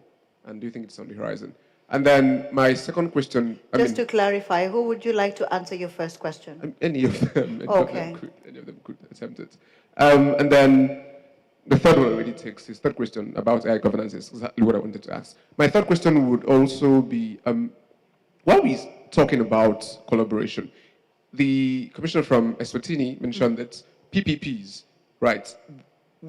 As I mentioned earlier, there is there is a gap. It may not be very obvious to people who are not in the industry, but there is a gap between the regulation, policymakers, and the people on the field, technocrats, who have to adapt to this. So it ends up being boxes, compliance boxes, that they just have to tick without necessarily taking, into account those steps. How do you translate these obligations into workable business needs for, people in the industry? Okay. Right. Yes. So again, you want all of them to speak to it? Adobe can attempt that. Okay. So as you're making your concluding remarks, you can respond to the two questions. Then there's a lady on this side. Please go ahead, ma'am. Thank you very much. My name is Oladunje Ibusola. I'm from Center for Disability and Inclusion. I like the fact that one of the panelists already mentioned that they are already considering inclusion of persons with disability at the level of designing. And I want to encourage other commissioners as well, in whatever country you are, that you should also do that as well, so that the inclusion of persons with disability is very assured. I want to encourage you to also make sure that other organizations that you also work with, they also do that as well. Thank you very much. Thank you. There's a lady whose hand was up. I'll give you a chance because your hand was up for a bit. Yes, ma'am. Please go ahead, and then we'll just give them a chance to respond and close. Okay. Good afternoon, everyone. My name is Ogei. So I would like to ask any of the panelists can answer, or all of them. As regulators, how well do you work with the youths in your countries? Because you mentioned youth, but every other person is saying something else. But I want to know how well you work with them so they know what they have to do when they are getting into positions of importance. Thank you. All right, thank you. So inclusion is coming through. One person asking about people with disabilities, one person asking about youth. So in the same order in which we answered the questions, maybe you can respond. Okay. If you want to address any of the questions that have come through, please do. Start like this. Regarding the inclusion, like on the first day of this symposium, I stated that one of the things that the commission, that's NDPC, is trying to do, or we have done, is translating the act into 3 languages. So we are trying to ensure that everything is, everyone is going to get this inclusion regarding that. And I know there was a certain time, I think this year, a personnel from the legal department had something to do with the people of visual impaired. So it's just a matter of time, but it's one of the things that we're also doing. Then regarding how we work with the youths, like I said, the NDPC were very big on youth. Like, we're starting the National Privacy Week next year, which is coming up on the 28th of January to 4th of February. And the key theme is youth. National Commissioner said we should focus on the youth. And I remember I said when I was talking that we do have initiatives for everyone, like the Adopt a School, where personnel from the commission and even our DPCOs go to schools, primary schools, secondary schools, just to talk about data protection and privacy. And we have also created privacy clubs in some universities. So we have about 7 privacy clubs, and we have also in talks with NUC regarding creating courses in universities too that speaks on data protection and privacy. So we're very big on that regarding the youth. Then he said the challenges regarding his own question, challenges of your question again. So I think you must speak a bit louder.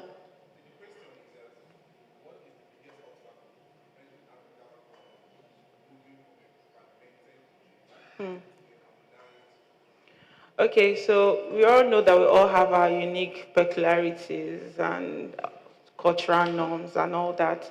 But it's one of the things that we are, even from the Commission, we are trying to do. So we even have working groups with various countries regarding framework harmonization and all that. But it's still a challenge, let's be honest.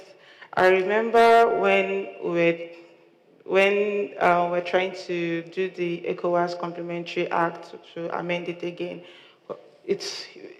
we are still working to ensure that everyone that is involved, that every country that is involved, their voices are heard and it speaks to everyone involved. So. All right, thank you. Commissioner. In terms of inclusion in relation to the youth, we have a number of... I'm not sure the room can hear you. Can you hear me now? No, I think the team can hand you a microphone. In relation to inclusion, yeah, for the youths, we have a number of partners within the country that have been arranging some form of talks for us, where they bring together a number of university students, and we go and give talks to those students. Those are those are some of the things that we are doing. But we hope that as we are going into 2026, we can now take up that mantle ourselves and ensure that it's us now to organize that and come up with clubs in most of the universities. Mm-hmm. In relation to the question that the colleague asked from the floor, I think one thing that pains us as regulators in relation to, for instance, the Malabo Convention, which the convention itself was in 2014, and now we're in 2025. We are talking about about 10 years later, we hardly have about 50% of the countries that have ratified that. That is not very good for Africa. Uh-huh. If you look at the EU within 2 years, every member state they had the acts ratified and the acts implemented. For Africa, that is how bad it is, and we're hoping that our leaders at AU level, we should be able now to start coordinating where we start asking ourselves, why are we doing things the way we're doing them? Because if we have to move at the rate at which the world is moving, we need to ensure that certain implementations, they should not take 10 years. Otherwise, we'll have a problem. Okay, thank you. Dr. Arnold? I think the gentleman asked a question about AI governance. Yeah. Okay. I think the first thing is we need to see the opportunity that exists for Africa to be able to play a part in, the development of AI. And the simple thing there is that data is a foundation for any AI model. And so data governance play a key role before you even get into the realm of building your models and testing them and the principles that underline that. We say we're not going to run the risks of people saying that it's a black box. It's too complicated for you to understand. We need to understand. So AI explainability is always going to be key, especially in today's world. We don't want to be a space where people are just harvesting information. We know that, for example, when it comes to facial recognition technology, it works very well with Caucasians. But because not enough samples have been collected on, black faces, it kind of, the prediction is not as good. And that's even affecting when it comes to crime detection in some of the developed world. So I don't want us to look at it as, this is happening somewhere. We should also be part of that technology. We shouldn't just see it as something that's playing out there. In terms of the governance around it, so there is already a Smart Africa Blueprint, which is co-authored with the AU. We're working together with that. There is an ECOWAS house here in Abuja, data governance blueprint framework, I don't know, but something there. That we are also working together with them on that. The goal is, how do we harmonize across the continent? I made a point about, if you want to go at AI alone, we are 35 million people in Ghana. You look at any of the super platforms that are actually building this. What's their customer base? What's the size of their gross revenue? So if you go alone and say, I'm here to, ensure that certain rules are adhered to, it becomes very difficult because it's not made an enough business case for them to even, communicate with you. And so the job we have to do as regulators is really about collaboration. Okay. And then I like the fact that we can do this at, the platforms that exist, like, the AU, ECOWAS, and even some of the other platforms like the GPA. Yeah. But we can then, adapt it for our local environment. So I would say that the way we actually create the governance around AI is to do it at the regional, at a continental level. We want to do AI impact assessments. We want to make sure that people are not just swiping their faces and using facial recognition technology, the data repositories of which will be sitting elsewhere. We have no control. They're training their models and coming back to charge us for it. There's a bigger risk to us. also as a continent. And if we don't, if we don't make a strong enough case for ourselves, we could get to a point where we become like monograms that people recreate based on the touch points that they built. I would use one example, and I'm going to probably take a bit of time. Earlier, we were talking about the Singapore SYMPOSIUM, which is basically a kind of a digital identity that they've built. It includes ID, includes payment rails, includes location information, your car is being tracked in some shape or form, your bank, your financial information is integrated into that. People are given smartwatches to wear, and then the state is giving them something at the end of the day. Imagine how much of a person is being, where you sleep, how much sleep you have, who you're probably talking to, because if I'm sitting close to you, whether I cell site information or just your location, I can know who you are spending time with, the network effect of that. So you basically, of course, things like gender and stuff like, so it's very easy for you to be able to basically recreate the voices that come out of that. And then the African voice will just be lost. Because when you look at the global population and where we sit within, and the fact that we are fragmented around countries, my brother is 1 point something million, we are just 35. I mean, Nigeria is big, but how can we be able to even get into those conversations? So the only way we can join forces and then be able to say we are doing a proper regulation of AI is not to build, because the core technology is generic. It's not being customized to your country. The core technology of your ChatGPT, your OpenAI, or Gemini, or any of those things is generic. It's not being customized to your country. So the key thing is that we have to look at it from a collaborative approach. So that was a bit windy there, but I hope I got a message through somehow. All right. Thank you. Mr. Similane, finally. Yeah, I think for me, I want to talk to the continental level, because I think that's where we're losing it. Earlier on, we did see a presentation on how many countries have ratified or signed the Malabo Convention. And few have, and that talks to a bigger problem that we have. And if you dive deep into the reasons why, we have excuses, language barrier, this and that. For me, those are just excuses. I come from the SADC region of the continent. At the SADC region of the continent, we have a SADC model law. It's a model law that is developed for the SADC countries to say, if you're a country that wants to develop a legislation on data protection, this is the model that you can use. But it's not always that we use that model. We go straight and take word to word from the GDPR. And when you try to take the GDPR and try to implement it in your country, realize that it was not meant for us.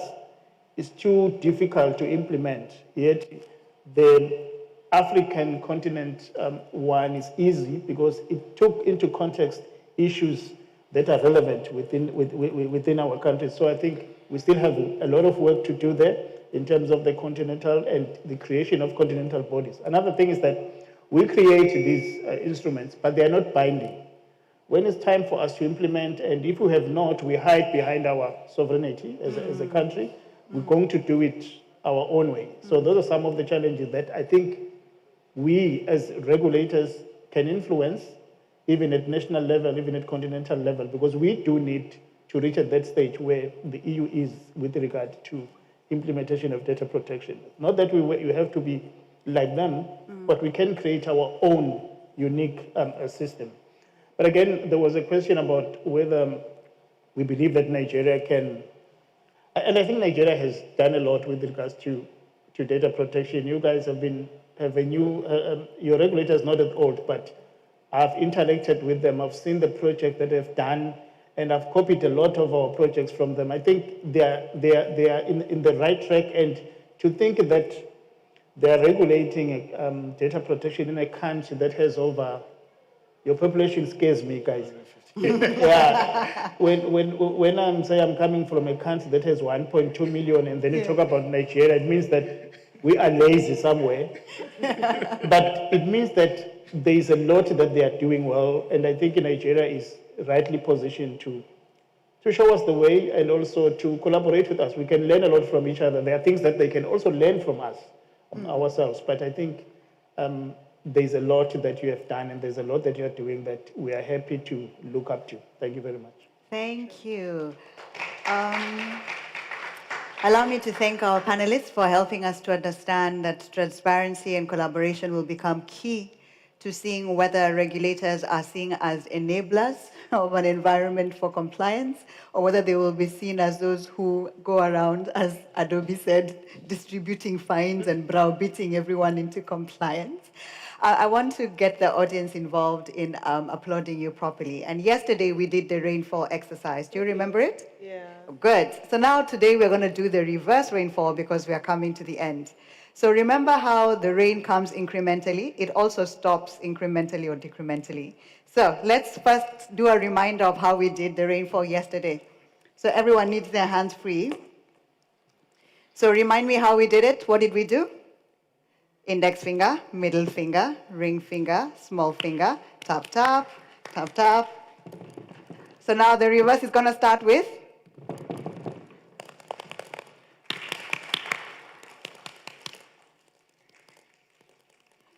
okay, good. Let's do that one more time. So reverse.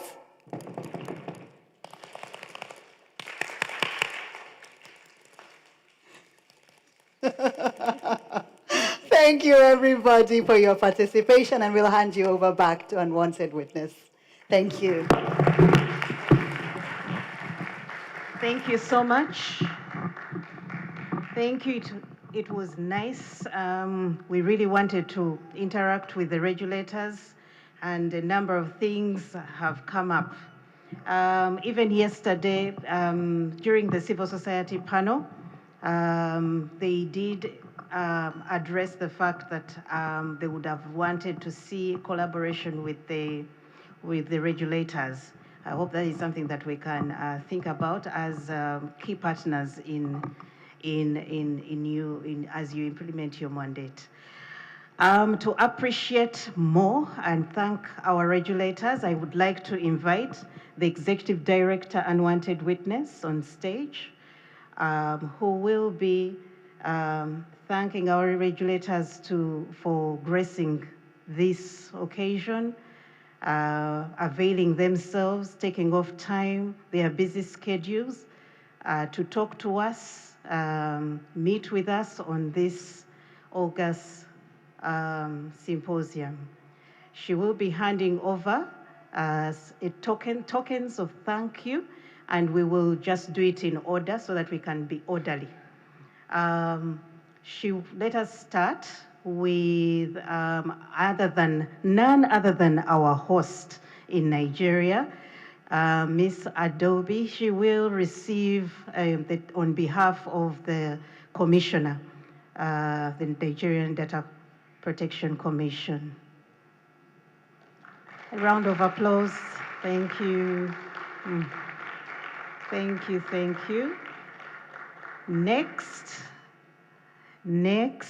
we will have the token of thank you to the Commissioner from Zambia.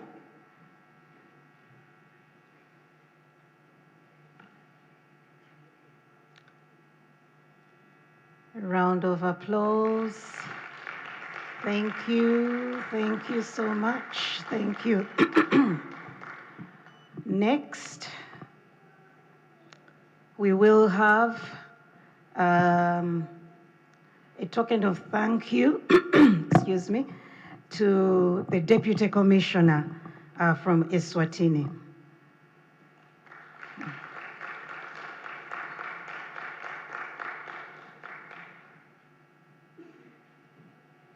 Eswatini. Thank you. A round of applause. And lastly, the token of thank you to the Commissioner from the Ghana Data Protection Office, Dr. Arnold. Keep those hands going. We can do better than that. Yes. Thank you. Thank you so much. And a round of applause to the Executive Director for gracing this. Thank you so much. Can we get a photo while they show off those beautiful tokens? Can you turn them? Yes, and we get a group photo over there.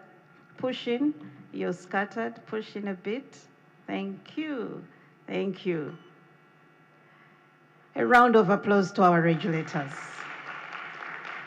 A round of applause as they take their seats. Thank you so much. Thank you, thank you. And a round of applause to the Executive Director, Unwanted Witness, as she takes her seat. We can keep those hands going, come on. Yes, until she sits. Thank you so much. Really appreciate. Now we are coming to the end of our segment today and the symposium. But before we do get into that segment, I would like to invite the Chairman Board of Governors Unwanted Witness on stage, who will be appreciating our partners that have been very instrumental in organizing and putting together the symposium. And thereafter, he will officially close the symposium for us. And then we'll see after that. A round of applause. So we will start with a token of appreciation to our national host, the Nigerian Data Protection Commission. We couldn't have done this without them. And this will be received by the Head of Innovation Unit, Madame Adobe. A round of applause. Next is our partners from DNL. They are here. The managing partners, I don't know if both of them are here, or Miss Peters. You're welcome to receive.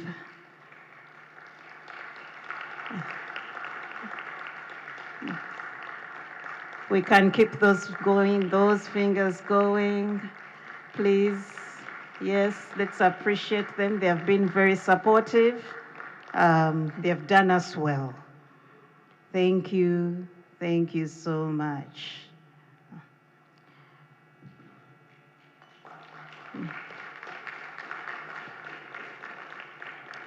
Do we have our representative from the lawyers, the Association of Data Protection Lawyers Association? Do we have them? Yes. Thank you. We want to say thank you so much. And we really, really appreciate the collaboration and the partnership with you in this event. Thank you. Thank you so much.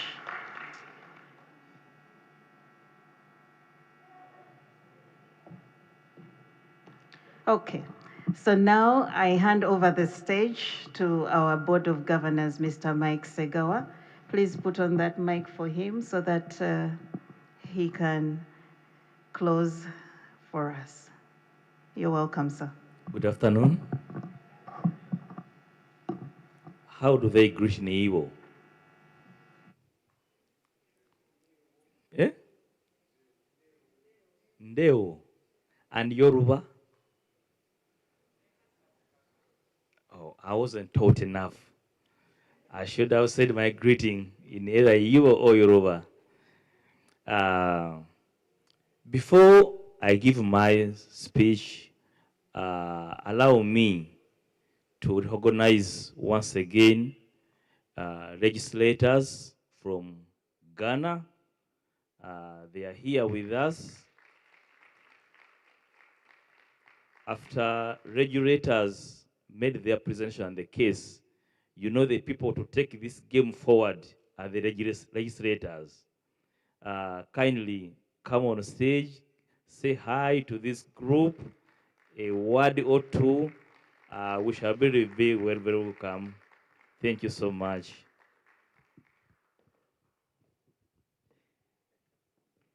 Thank you so much. So I just want to add my voice to say it's really a pleasure and it's on point to be here. I almost asked the question when the regulators were here. I almost said that I reckon that the legislation or the foundation for most African countries, the regulators, stems up from the European GDPR. Yet on our continent, we are not very documented, we are not very regulated, we are not very conforming, and therefore I wonder how easy it is for you to implement all the acts that give birth to the commissions or the authorities that are supposed to regulate this. And I wanted to ask how easy it is going for you. But I just want to say that being in the game or being in the business, I'm also recognizing the frustrations. And I believe that regulation will be conformed or redone or relooked at to enable you and to empower you all to exercise your mandates. So with this, I want to say I wish you well, and I hope that together we'll be able to make the digital space safe enough for everyone. Thank you. Thank you so much, honorable members. At least we know that as we aspire to see Africa regulated, these people can help their governments indeed make right laws that can go to the African continent.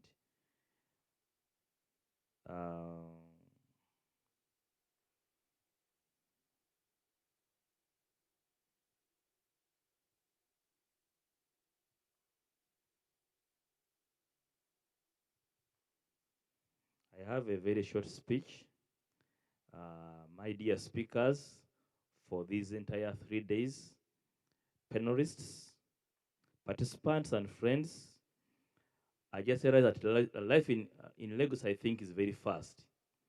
And time also flies very fast. So 3 days are gone, and I thought I should have been here for another week, maybe in Lagos. But time has gone very fast, and some of you are already tired, but I know many of us are very proud. We have done these 3 days here in Lagos. On behalf of the unwanted witness, let me simply say thank you to all of you, especially the government of Nigeria for hosting us in Lagos here. We thank the National Data Protection Commission, our partners, DNL partners. You've really supported us so much. We really thank you so much. CITAD and the lawyers for the support you've given my team while they were setting up this conference. We really thank you so much. We thank the speakers and the panelists who traveled from far. Many people braved more than 10 hours to be here in Lagos. We thank you, people from Zambia, from Zimbabwe. The Zimbabwe team, I think they left. Though they are still around, yes. People from Zimbabwe, Eswatini. When we were in Zimbabwe, we were with your colleague, the lady. So we are glad that also we have met you this time around. It's a pleasure. From Kenya, our great host here, she's always with us. We really want to thank you so much. From Ghana, our brother from Accra, we really thank you and your team. Oh, you have come with the legislators. We are really humbled. From the UK, we have people from the UK, from USA. They are all with us. And there have been so many other presenters joining us via the internet from different countries. We really thank you so much. I don't know if there's any country I've not organized in my speech today. Anybody from Rwanda, Ethiopia, Mauritius, wherever, we really love you so much. So I want also to thank my team led by Dorothy here, Sempala and Frida. This is lots of hard work to set up and organizing people to be here on time, making sure that they sleep comfortably, they leave the airports. I really want to thank you so much. The production team, ensuring that this work is documented. Because beyond this room, there are people who have been following us via live stream and on social media and everywhere. We really want to thank you so much, young men and younger women, for the wonderful work you've done. We know that you are the unsung heroes of this PSA 2025. I want to thank you all in person. We've been discussing issues to do with the biometric issues, the digital IDs. Somebody made a strong case for children protection. There's been a lady in the room making a case for the people with disabilities in terms of inclusion. These are very powerful voices we've heard in this room. We've discussed issues to do with the spyware. I know the legislators, they are very interested in this matter, and the regulators, ensuring the safety of our people, but at the same time, ensuring their freedoms and their rights are protected. We've discussed how data is business for many businesses around the world. So we know that we didn't fix everything, but I know that we have moved the needle together. So here is my promise, and I hope it becomes ours. We will take the contacts, the ideas, the upcoming legacy declaration back home, and turn it into noise, into lawsuits, into policy drafts, into workshops. And we don't let these moments die here in Lagos. So I really want to take this chance, this opportunity to declare this workshop, this seminar closed. Hopefully we meet in your capital very soon. Thank you so much.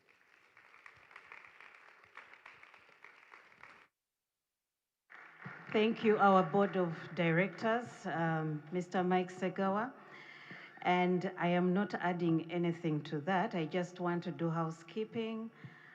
We will have lunch at the poolside, and you're welcome to leave at leisure. For those who would want to access your pics, please, there will be a QR code put on the screens for you to scan and be able to access your pictures. The production team will be doing that shortly. A warm thank you to our online audience, those who have stayed with us since day one up until now. Thank you so much. You're welcome to follow us on our social media handles, Privacy Symposium Africa on X and LinkedIn, Facebook under Unwanted Witness. We are streaming live on YouTube, Unwanted Witness Uganda, Unwanted Witness Uganda under Instagram, and TikTok, Unwanted Witness. So please stay tuned, follow us on our website, www.unwantedwitness.org, for other activities and updates on what Unwanted Witness is doing. Thank you so much. You've been a wonderful audience. Thank you for keeping time. Thank you for staying with us these 3 days. Your participation has graced and been of immense value to this symposium. Can we just pat ourselves on the back and just say thank you, thank you to ourselves, okay? Yes. So with that, you're welcome to lunch at the poolside. Thank you so much, and bye-bye for now.